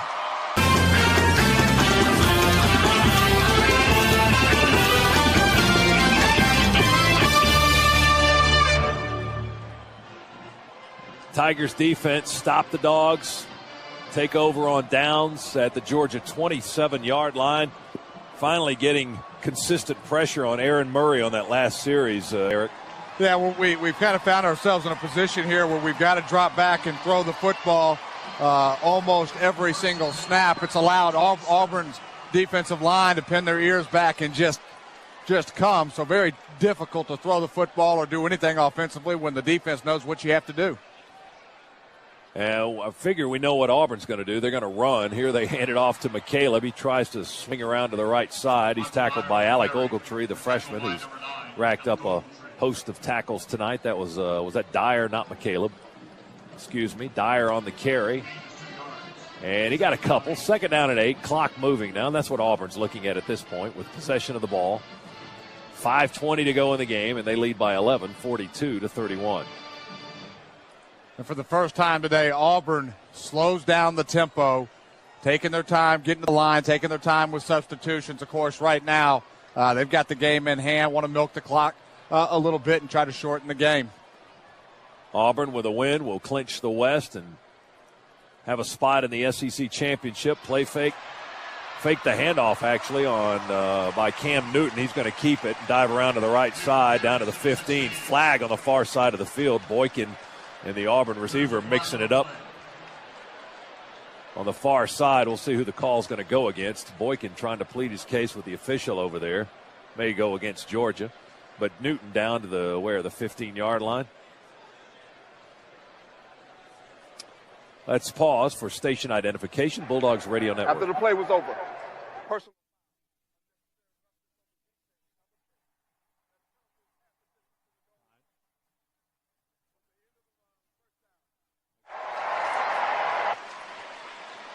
The penalty problem has reared its head, a problem we haven't seen in a while, Z, for Georgia, but the Bulldogs flagged right there for unnecessary roughness. If you heard Hubert Owens, our referee tonight, that is the was that 7th or 8th penalty on the Dogs this evening, and another 15-yarder. Yeah, I think that's number 8, and last thing you want to do when you're facing a team that's as dynamic as this is give them additional help, and we've done it some. Yeah, 1st and goal from the 8. Newton's going to keep it after faking the handoff. He rolls to the right, slides down. Vance Cuff hits him as he's sliding, and Newton a little slow to get up. Maybe trying to parlay that into another flag. That didn't look like a bad hit at all, but Cuff got a lick in there at the 11, maybe the 10. He lost a couple on the play. The clock now at 4 minutes to go, and Auburn just trying to milk that joker until they can start the celebration. They lead Georgia by 11, 42-31. Yeah, Cam came up from that hit smiling. That was the soccer flop. You get hit or kicked and you roll on the ground for a little while. He's had a busy night, though. 27 carries, 144 yards. He's 12 of 15 for another 148.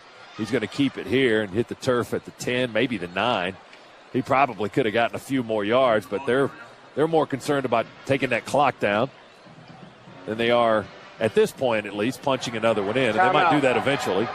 Georgia. Their first time out of the second half.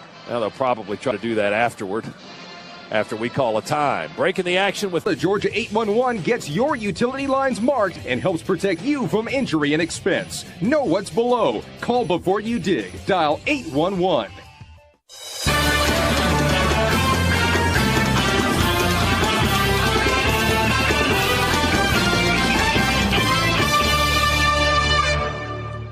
3:33 to play. Auburn quickly up to the line. They break out of that half huddle, and they'll hand it off to Ontario McCaleb running wide to the left side. He hits the corner and slides at the 10, and there's a flag on the far side of the field as well. And the 14th penalty of the ball game coming up in just a moment. Auburn's kind of going out of their way not to score. They're up by 11, 42-31. And after all the pushing and shoving tonight, it's like all of a sudden they want to keep the rivalry friendly. Personal foul. Face mask. Defense number 2. That penalty is half the distance to the goal from the end of the run. Carries an automatic first down.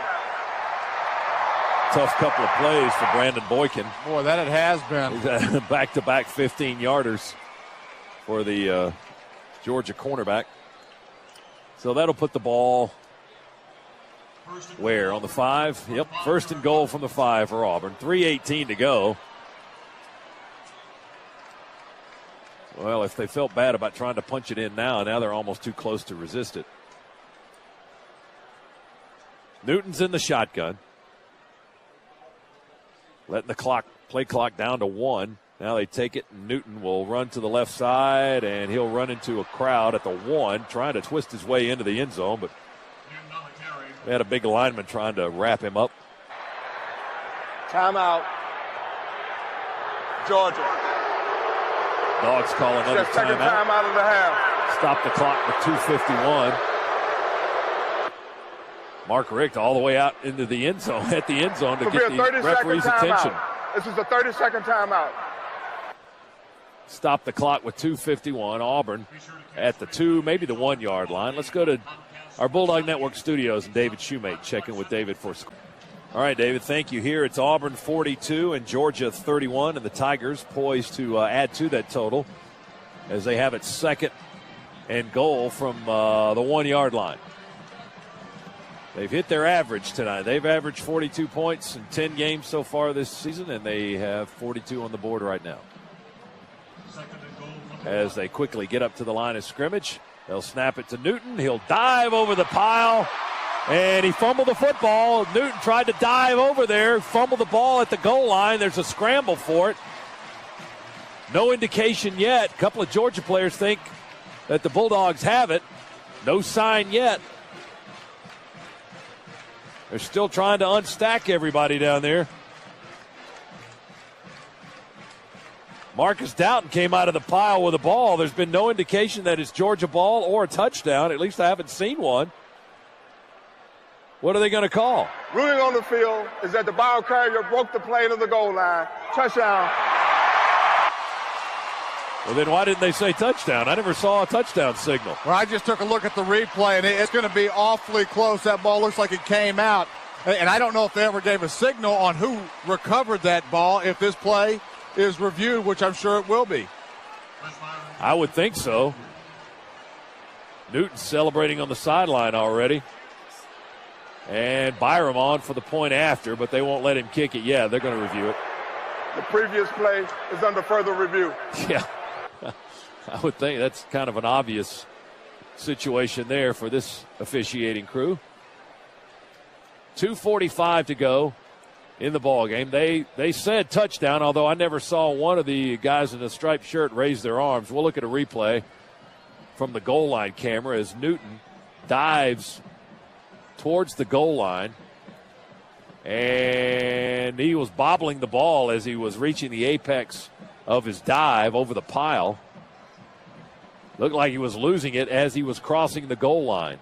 Well, I was wrong on the onside kick, but I'm going to go again. I think he fumbled that football. It looked like he pulled it back right before he got over the line or over the goal line. And as he was pulling it back, the ball came out and was being bobbled as it crossed it. We recovered the fumble, so a little bit of life here. If they reverse the call. They've called a touchdown, and I mean that's a tough one right there with that camera angle, looking at the moment. Now looking at the replay, the official on the near side on the goal line ran in. He raised his arms and then he yanked him down real quick. Review, the ruling on the field is confirmed. It is a touchdown. Well, wow. I don't know if it was confirmed, but it stands. And they give him the touchdown, and it's 48-31. And Auburn will try the point after attempt. So Auburn will be heading to the Georgia Dome to play the Eastern Division champ as Byram kicks it through the uprights for the point after, and it's 49-31. Auburn, 245 from being 11-0 this season. And Georgia, 245 from suffering its first losing record in conference play in 14 years. We drove 81 yards in 12 plays and forced to kick a field goal to make it 35-31, and Auburn's added 2 more scores since that time. Texaco star player of the game. See, who do you like? Oh, I think it's got to be A.J. Green. 8 catches, 157 yards, 2 touchdowns. Really played well, came up big. Number of guys had some very solid games, but he really stands out with his performance tonight. That matches his career high for number of catches in a ball game, and he's just a couple of yards shy of his career high in receiving yards for a game. 2:45 to play. Auburn now has stretched it out by far its biggest lead of the contest. They're up by 18. Long high kick. Boykin takes it on the 2. Straight ahead on the far hash. Now angles this way. They grab him up around the head and try to corral him. And again, he doesn't even get back to the 15-yard line. Darvin Adams comes down and makes the stop. So they let those wide receivers make some tackles on special teams. That's why they got so much speed. They load up their skill guys, their wide receivers and running backs, and put them on their kick coverage units. Yeah, and we can't ignore the fact that we've struggled with our kickoff return tonight, too. We started a number of times inside of our own 20, and what typically is a strength has really been shut down and minimized by Auburn. Dogs on the 13, 2:37 to play. It's 49-31. Murray in the shotgun, takes the snap, drops back, throws, caught. A.J. Green near the 20 and pushed back right there. Tackled by Washington, the cornerback. And Auburn now just sitting back in a cover 2 shell and letting their 4 defensive linemen pin their ears back and come. It's the same look that we've seen for much of this fourth quarter, where Auburn's been content just to stay in that cover 2 look. They got 7. Murray's going to pump fake. Now throw it deep, far sideline. Green will battle for it. Jumps up at the Auburn 35. It gets by him over his head a little bit. He jumped up, tried to get both hands around that ball, but unable to do so. It's a long, incomplete pass. That'll bring up 3rd down and 3 for the Dogs. Clock stops at 2:06, but Green now with a career high 9 catches and 164 yards, but it's going to come in disappointment as the Dogs are going to fall to the second-ranked team in the nation. 3rd and 3 from our own 20. Logan Gray, Chris Durham split out to the far side. Tavares King on the near side. Shotgun snap to Murray. Here comes Auburn pressure. We throw it to Orson Charles, the tight end, coming across at the 25 and headed to the Auburn sideline. He makes the catch. And let's see where they spot it. 26, Craig Stevens brings him down just shy of the Auburn sideline. And Murray is injured, shaken up on the play, and still on the turf for the Bulldogs. He's taken a lot of hits tonight, Z. Yeah, he really has, and that one was just a helmet on the shin. Again, Nick Farley coming in late in on the play, and that one was just on the ground, and Farley's helmet caught Aaron Murray right in the shin, so hopefully it's nothing more than a bruise, but those hurt. Oh, Hudson Mason warming up on the sideline. Now as Murray is being tended to, and Orson Charles is kneeling down with him, his former high school teammate. While they take a look at Aaron's leg. And we can see another replay. He took a whack with a helmet, the face mask, right below the knee, it looked like, by Nick Fairley. Now they've helped Aaron to at least sit up, still on the ground, and now they will help him up. And he will slowly walk off. And a smattering of applause here as Hudson Mason's going to come into the ballgame, the freshman from Marietta. at the 2:01 mark to go in the contest. Murray with a couple of athletic trainers flanking him. Slowly walks to the far side, his left leg a little bit stiffer than his right. 1st and 10 for the Dogs. Murray, or Mason rather, will hand it off. Handoff goes to Ely, running straight ahead up to the 30. And now they're mixing it up. Wow, a mad scramble. Look out. Temper's really flaring right here. Oh, there's a flag.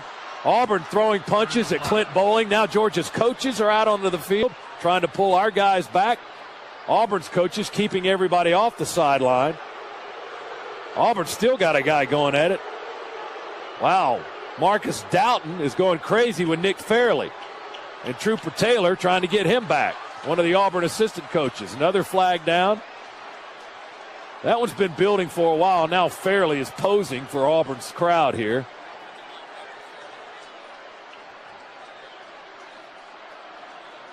Fairley's the guy that whacked Murray on the knee just a few moments ago. And he may have been a target on that play, Z. Well, he may have. Fairley has been borderline close to hitting Aaron Murray late all night. He had the one blatant cheap shot on Aaron Murray where he was 2 or 3 steps late, speared Aaron in the back, and then even that last play, I don't know if you can draw anything of it, but Aaron had released the ball. After the play was over, personal foul, number 60 on the offense. After the play was over, personal foul, number 49 on the defense. He threw a punch. 49 is ejected from the ball game. 49 is a dead ball. Michael Goggins. So Goggins is ejected. I think Bowling is the player they said personal foul. They said 60, Bowling's. So they offset the fouls, and we go back to work. And is Fairley out of the ball game? I think they might want to keep him out the rest of the night. Yeah, I think that they're going to bring him out of the game because I don't think there's any question that the Georgia Bulldogs are going to be aggressively going after this Auburn defensive line right now, taking up for their injured quarterback. And Goggins being escorted to the locker room through the crowd down in the right end zone for Auburn. He was ejected after throwing a punch, according to the referee, Hubert Owens. 90 seconds to go, and this one almost got pretty ugly. Hudson Mason, the quarterback. Murray injured a few moments ago. Mason with pressure, going to be sacked back on the 20. Ran out of space on the far side. D. Ford came in. Clint Bowling trying to block him, but Ford got by him and sacked the freshman Mason for a loss back on the 20. Man, a tough position to be in if you're Mason right now. You've got a defensive line that is fired up. Still an awful lot of emotion in this football game. It's a huge rivalry, and this defensive line is coming after him right now. Less than a minute to play. Handed off to Ely, running right side. Flag down behind him. Ely got close to the 30 and tumbled down at about the 29-yard line by the safety Mike McNeil. 49-31 Auburn. Holding on Georgia's the call. That'll bring that back with 47 seconds to play. There's a secondary flag on the ground, too. I think that one's going to be unsportsmanlike conduct against us. I think Josh Davis got into it on the far sideline right in front of the Georgia bench, so getting ugly. Yeah, we're losing our poise a little bit, I think. That's going to be the 10th penalty on Georgia.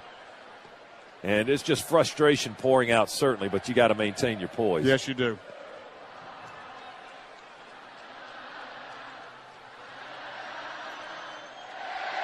Waiting on Hubert Owens to make the call and explain the situation as a couple of yellow flags lay on the field across the way. At this point, you almost wish we'd just kneel down and let the clock go just to get the heck out of here. And the Auburn fans. There were multiple fouls on the play. Jeez. Holding. Number 7 on the offense. That penalty is enforced from the previous spot. After the play was over, personal foul. Number 93 on the defense. He threw a punch. That penalty is 15 yards from the succeeding spot. It carries an automatic first down, and number 93 is ejected from the ball game. That's Mike Blanc. See you, Mike. Well, Josh Davis was reacting, I think, to that punch. I just caught the tail end of it. 2 guys ejected in one game. Not sure if I've seen that. That's crazy. And when your guy's up 18 points. That's exactly right. That's just low down dirty. Let's go down to Chuck. Chuck, nobody's throwing a punch at you, are they? Fortunately not, Scott. But there seems to be some feeling down here that if you're thrown out of a game for throwing a punch, that you have to sit out the next game. Now, that could be, very hurtful to Auburn going against Alabama. Indeed, it could. Georgia in tight, 1st and 10, and they're just going to kneel it down, and the Dogs are just going to run out the clock. Final 25 seconds. We take a knee, and we will get the heck out of here. But Auburn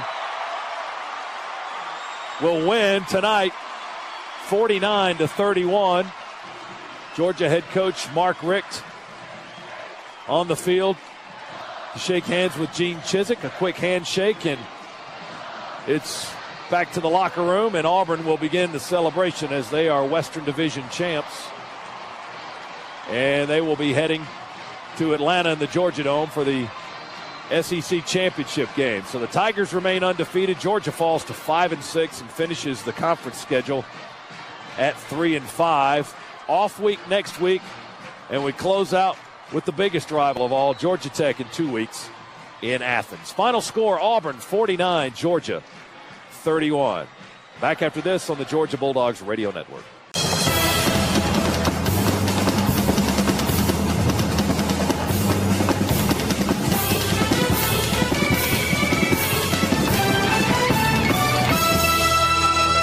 First and 10 from the Auburn 40. Murray to pass, going deep near sideline. Green 101. Touchdown, I think. Yes. We had to wait on it. The judge was standing right there. He beat Washington again. Well, the Dogs took a 21-7 lead with that Aaron Murray to A.J. Green touchdown pass. I don't think we ever thought that lead was necessarily safe, knowing the potency of the Auburn attack, but certainly a highlight and a high point of the game for the Bulldogs, who fall today to the second-ranked Tigers, 49-31. Hi, everybody. Welcome back to Jordan-Hare Stadium. Neil Williamson with you now, along with Scott Howard and Eric Zier. Chuck Dowdle will try to wrangle Coach Richt in the locker room in just a bit. Auburn fans are here and have stayed en masse as the band continues to play, and the players are taking turns leading the band and enjoying their celebration as Auburn has clinched the SEC West title and will play in the SEC championship game in 3 weeks in Atlanta. Scott, the play of the game was probably the onside kick that started the second half. Georgia was 21-all with Auburn.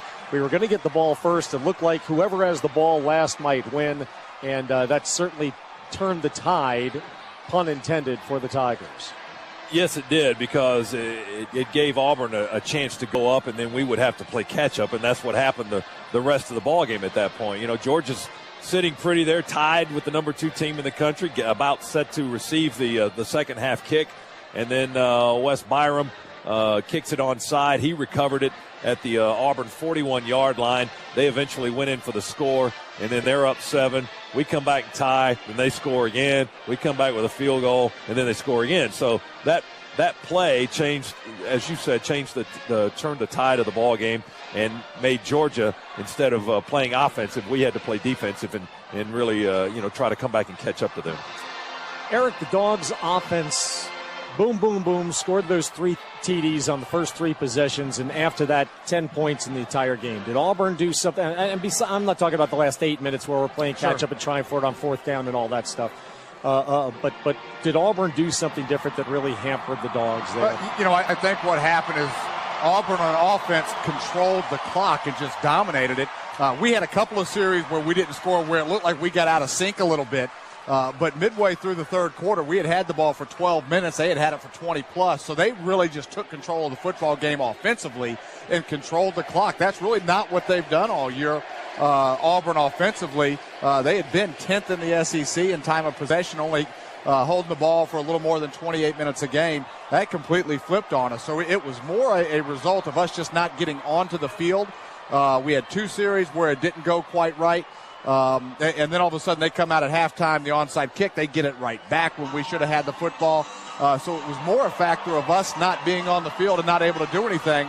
Once we got back on the field, we took it right back down, got another 7 points, and then got another 10 points, and then we got another 3 points, and then we got into a position where it was we had to go throw the football, and they were just pinning their ears back and coming, and we got out of our game. Yeah. All right. Thank you, Eric. Thank you, Scott. We'll hear more from our play-by-play team later on in our post-game and locker room show. Right now, we're going to take it to break, then come back. Hopefully, Coach Rick will be ready to talk to Chuck Dowdle from the locker room. 49-31, Auburn over Georgia. This is the Georgia Bulldogs Radio Network.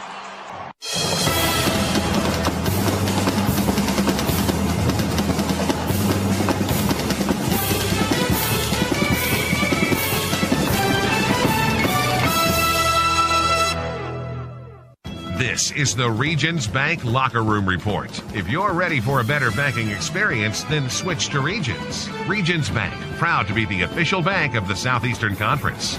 The Regions Bank Locker Room Report is also sponsored by Ackerman Security, the official security provider for the Bulldog Nation. AT&T, find out what's possible with the nation's fastest mobile broadband network. AT&T, rethink possible. By Nature's Own, the official bread of the Georgia Bulldogs. And by SearsAuto.com. Now, back to the stadium. Once again, here's Neil Hondo Williamson. Well, the Black Eyed Peas are cranking out there on the sound system, and understandably, everyone here at Auburn is ecstatic. They're going to the SEC championship game, and they have kept their chance to maybe win the national championship intact. Cam Newton has just come out of the locker room. Several of the Auburn players have, and they're running around slapping hands with the fans as not 85-451, but I'll bet you there's a good 60,000 still left in here cheering on the Tigers. Welcome back to the Regions Bank Locker Room Show. Down in the victorious locker room, or the losing locker room, rather, is Chuck Dowdle. He's huddled with Coach Mark Richt, and our first question is sponsored by AT&T. AT&T, rethink possible. Chuck? Thanks a lot, Hondo. We had to make a little audible call on our location, but we've readjusted here and with Coach Rick. And Coach, that was a game. I mean, toe to toe with them there through the first half, and then it looked like the onside kick. They just got a little momentum going, and they were tough to stop there. Yeah, we didn't get many stops on them in the second half, but it's a credit to them and the job they did. Even their onside, the execution of that, outstanding. We alerted our boys, but they executed it very, very well. That Auburn offense, it's real up tempo, and they just keep coming at you. They have a lot of weapons to use. Yeah, well, the tempo wasn't all that fast, really. There's times where they will go fast, but when a team doesn't huddle, a lot of people think they're going at breakneck speed, but they have the ability to change the pace, and they do an awful lot of times where they'll try to simulate the snap count, see what you're in, and then try to make a call from there. They do that probably as much or more than they try to go with the true up tempo. But there are times where they will try to go, with that speed. What makes them so tough to defend? And then it's not just against Georgia. I mean, everybody's had a tough time stopping them. Well, it's Cam Newton. It's a quarterback who can run, like he can run. Again, when you have a quarterback who's a runner, then that's one more guy that can block, and you just can't outnumber the run game unless you go no safety defense, and he throws the ball well enough where you just can't sit there and have no one back deep. So when you have one guy deep, they have a hat for everybody when he runs the ball, and then you just got to defeat blocks and make tackles. But gosh, when the kid, even when he falls down forward, if he can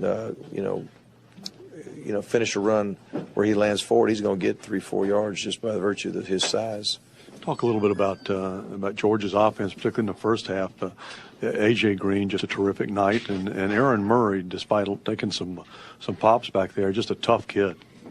Yeah, he did a good job. Aaron did a good job. We found ways to get the ball to A.J., and A.J. responded well.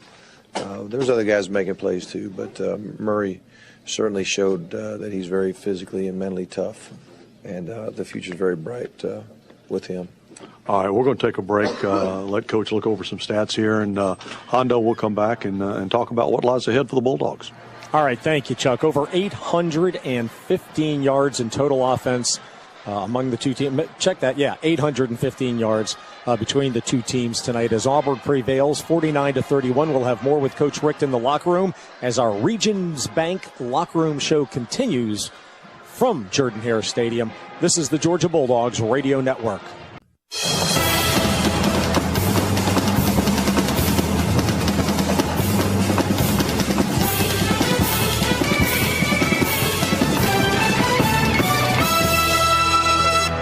Final score here at Auburn, 49-31. The second-ranked Tigers knock off Georgia. Welcome back to the Regions Bank Locker Room Show. This segment with Coach Richt, presented by the Georgia Farm Bureau. The Georgia Farm Bureau Insurance Companies, real auto, home, and life coverage. Helping you is what we do best. Here's Chuck. Thanks a lot, Hondo. Coach, one of the things I do want you to talk about is the pride that you've got for these young men and the way they kept battling. I mean, the whole game, they were in there and giving it everything they had. Yeah, we competed. I mean, you can't say we didn't compete. You can't say this team ever disrespected the Bulldog Nation or the game of football by how they prepared and practiced and played in these games, even when we started out as poorly as we did. I mean, there's no issue there. You just want to come out with the positive outcome. You want to come out with the victory. We didn't do that. Today, though, I would say that, they were a better team than us. And would that be true every time we played? I don't know, but it was tonight. It was a heck of a game, but we just in the end didn't have enough. And you saw, I think what a lot of people see around the country in rivalry games is, tempers got a little hot there, but that almost comes with the territory when you've got, two arch rivals going at each other, and this happens to be the Deep South's oldest one. Yeah, well, it was hot from the very beginning. It was a very difficult game, I think, for the officials to try to control, and I think they did the best they could.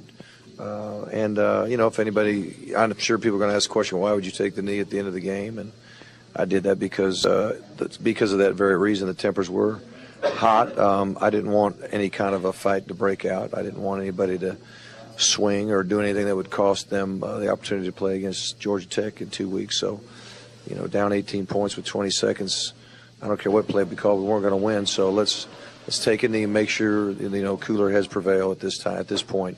I didn't want anything that would embarrass Georgia in any way, or the Southeastern Conference, or anybody individually.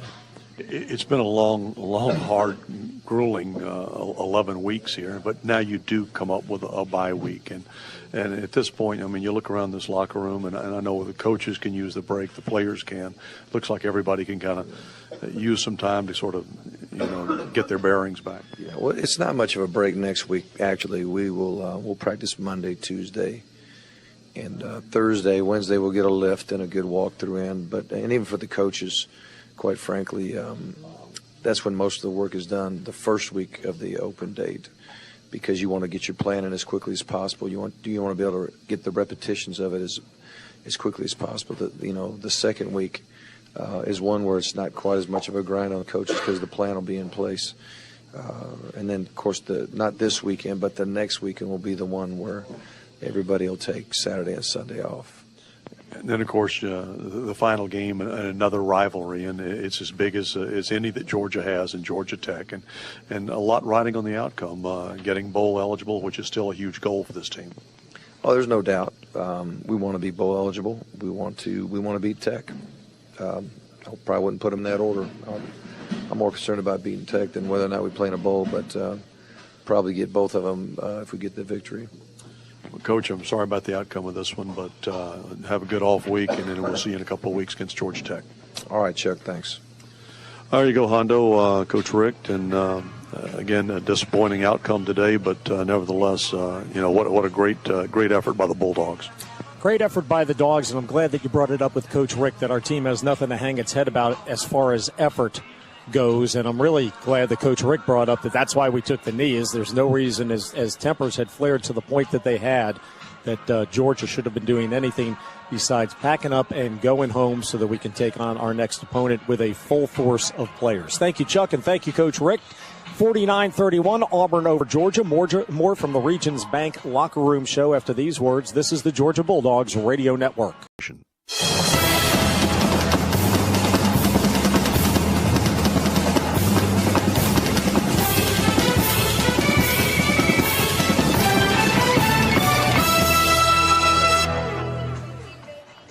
There's smiles still here in Auburn, just not in this booth. Dogs lose at 49-31 to the second-ranked Tigers. We were tied 21 all at the half, and then the Tigers were able to pull away on the strength of Cam Newton's legs there in the second half. Welcome back to the Regions Bank Locker Room Show, along with Scott Howard, Chuck Dowdle, Eric Zier. This is Neil Williamson. This week's game ball recipient is 16-year-old Leah Brinson.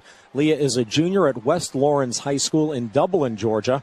On July 21st of this year, Leah was diagnosed with acute myeloid leukemia.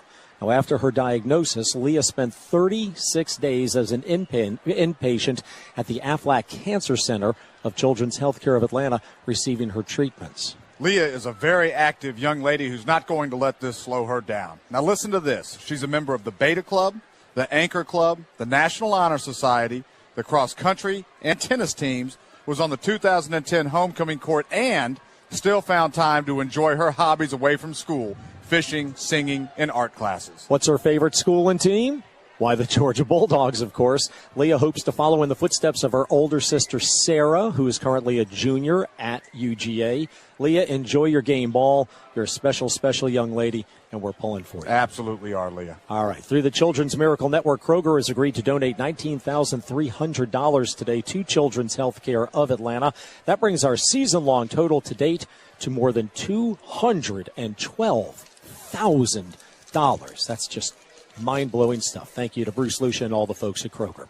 We'll come back and check in with Eric and Scott, wrap things up here from the stadium following these words. 49-31 Auburn over Georgia. This is the Georgia Bulldogs Radio Network.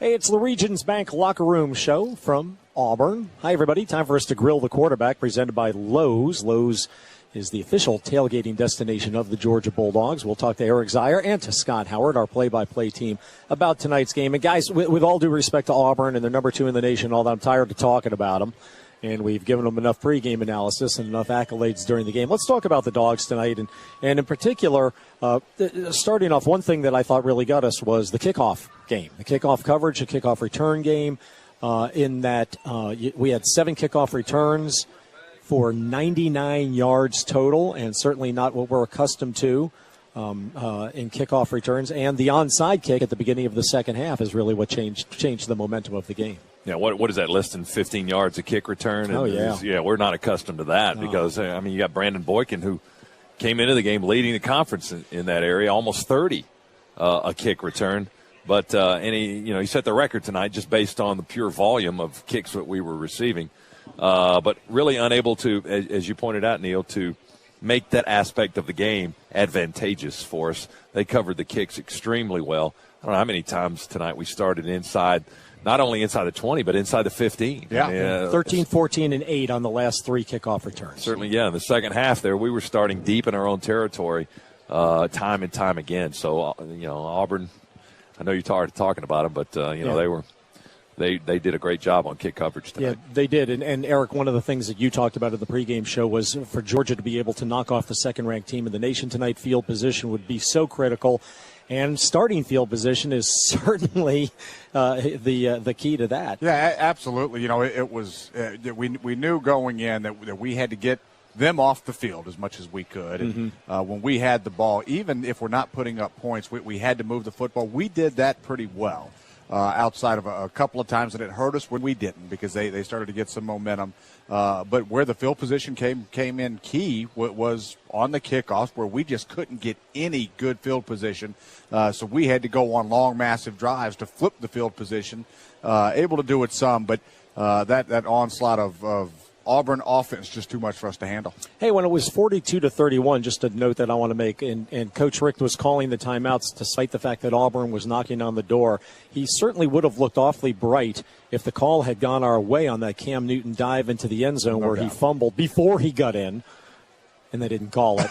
But if Georgia had recovered, and then we have the ball on the 20, we're down by 11, come down and score, and anything can happen. So kudos to Coach Richt for being on top of that. Yeah, no doubt about it. Listen, you play the football game all the way through the end, and anything can happen in this game. And We've all seen crazier things happen than that. And sure enough, you put yourself in a position, maybe something happens, and it almost did right there. You know, we took a look at the replay. Sure looked like that ball came out right before Cam Newton crossed the goal line. That's not the way the call fell, and unfortunate. But, yeah, no question. If we get that ball back, you put points up on the board, you never know what happens. All right, Aaron Murray tonight, 15 of 28 for 273 yards, 3 touchdown passes. No turnovers for the Bulldogs tonight. Scott Howard, it's very rare that the Dogs don't turn it over and don't win. First time under Coach Richt in 10 years. That's the first time that we've gone without turning on the ball over, and we come out on the losing end. So, that goes back to the strength of the team that we were playing tonight. Offensively, they basically moved at will. I mean, how many times did we stop them? We couldn't stop them on third down. They were 10 out of 14. They only punted twice.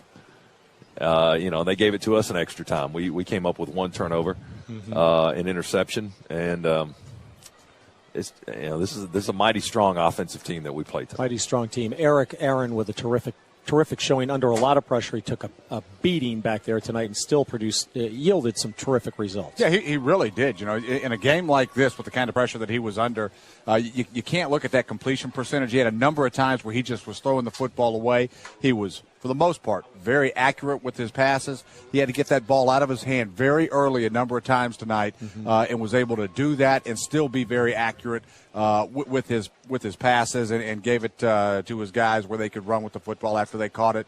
So awfully proud of the way he played the game. Was stood in there tough and fought the entire time, and he continues to grow and get better every single week, and even weeks where he struggled a little bit, you can see improvement taking place even through the course of the game, where he's seeing the football field very well, making good throws that are far beyond his years right now. So he's got a bright future in front of him. Well, 2 games to go for the Dogs in 2010.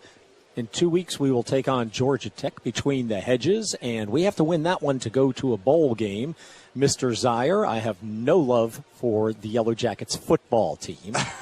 Yeah, I don't think you're going to get an argument from anybody up in this booth. Yeah, I don't care what the records are. The in-state rivalry, you want to go out and win that football game, regardless of what the season has been prior to that matchup. So we're going to be ready to play. Everybody in that locker room is going to be ready to play. The Bulldog Nation needs to get up for one more game this year, and then get up for one more after that as we go to a bowl game somewhere. But playing Tech in a couple weeks is always fun. Scott, Georgia Tech, how much can they take away from today's game, seeing Auburn run the ball? I mean, Tech's got the option offense, obviously, and how much can they take away from what Auburn was able to do today? Now, their starting quarterback is hurt, and they certainly don't have Cam Newton under center. No, and that's certainly the difference. That's what drives this Auburn team.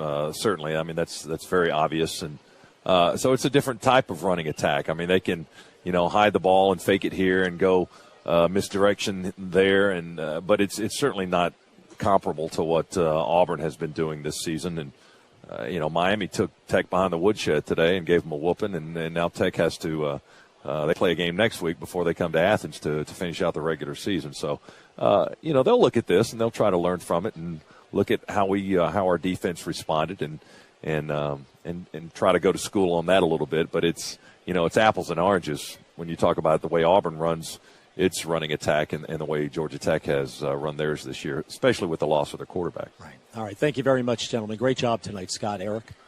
Thanks, Hondo. Thank you. Yep. Okay. You guys have a nice drive back. We'll probably get home by Tuesday, folks, as we try to get out of I've got my Auburn. parking space reserved right now. A couple of our guys were complaining on the way in about how difficult it was to get in here, and those of us who are already here were going, what a bunch of lightweights. You should have been here when it was a 2-lane road into town, not a 4-lane road into town.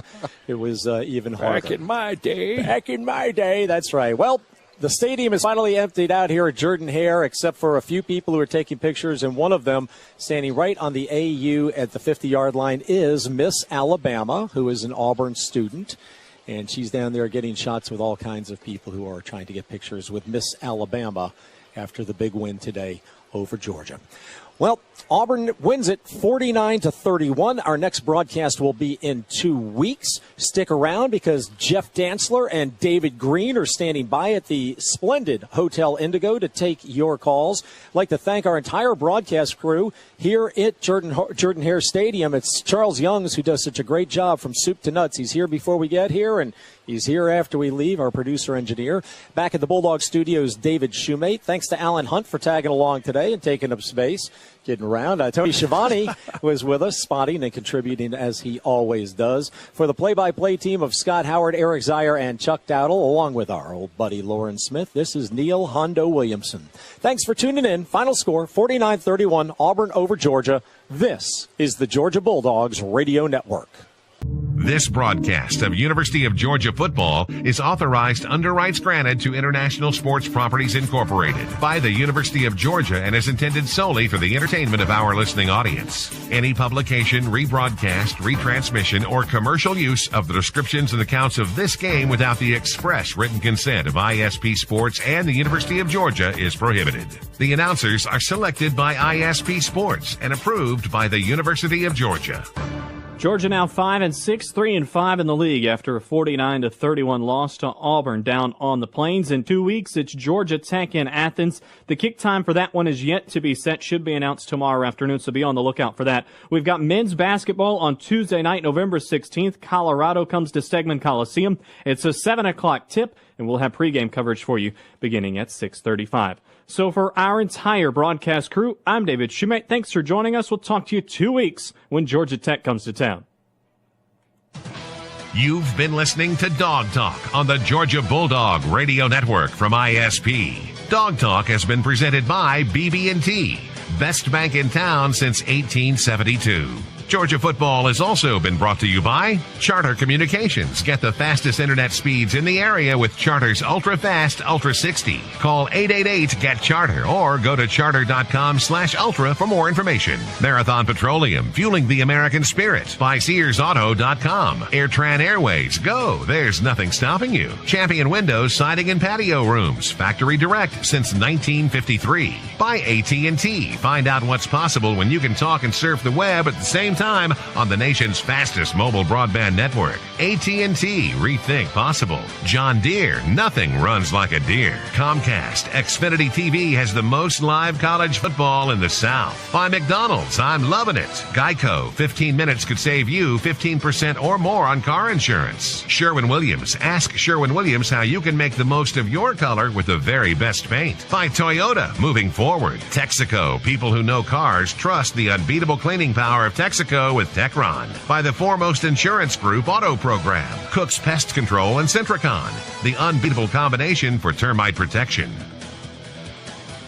Georgia Bulldog football has also been sponsored by Hotel Indigo. Experience Hotel Indigo, Athens' newest and finest downtown hotel. By SunTrust. Live solid, bank solid. Lowe's. Let's build something together. By Charter Communications. Get the fastest internet speeds in the area with Charter's ultra-fast Ultra 60. Call 888-GET-CHARTER or go to charter.com/ultra for more information. Publix, where shopping is a pleasure. Regions Bank, the official bank of the Southeastern Conference. By LP Building Products. Build with us. The Georgia Lottery. Today could be the day. IBEW Local 613. Experience our code of excellence. The Georgia Egg Commission. Eggs, nature's miracle food. By ServPro. Fire and water damage cleanup and restoration.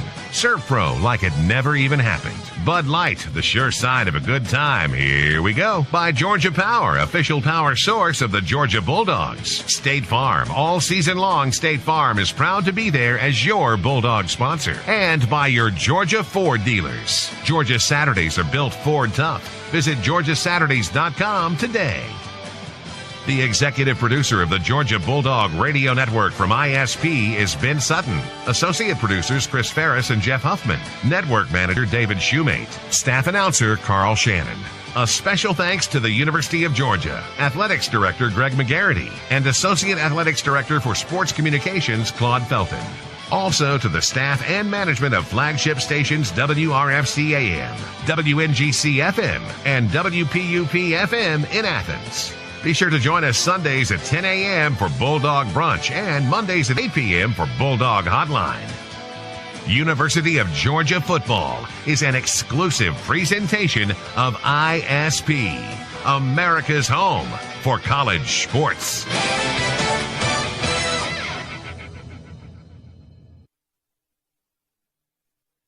Snap, hold, kick.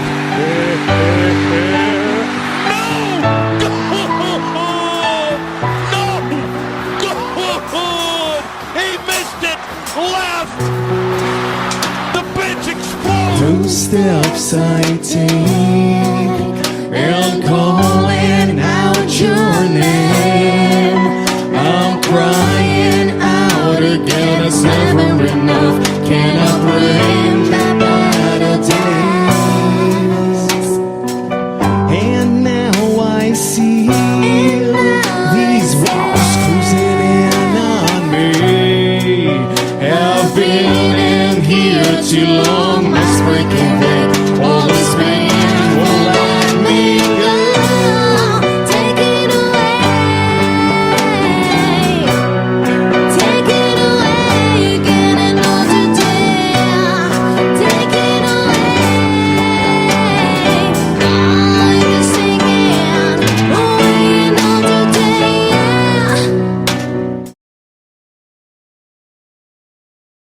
King, the lone setback. He's about 7 or 8 yards behind the line of scrimmage. 2 receivers to the far side for the Dogs, going right to left. Stretch handoff to Caleb King. Big hole! 30, 35, 40. Caleb running behind blockers. 50, 40, 30. Go Caleb! 15, 10, 5. Yes, sir! Touchdown!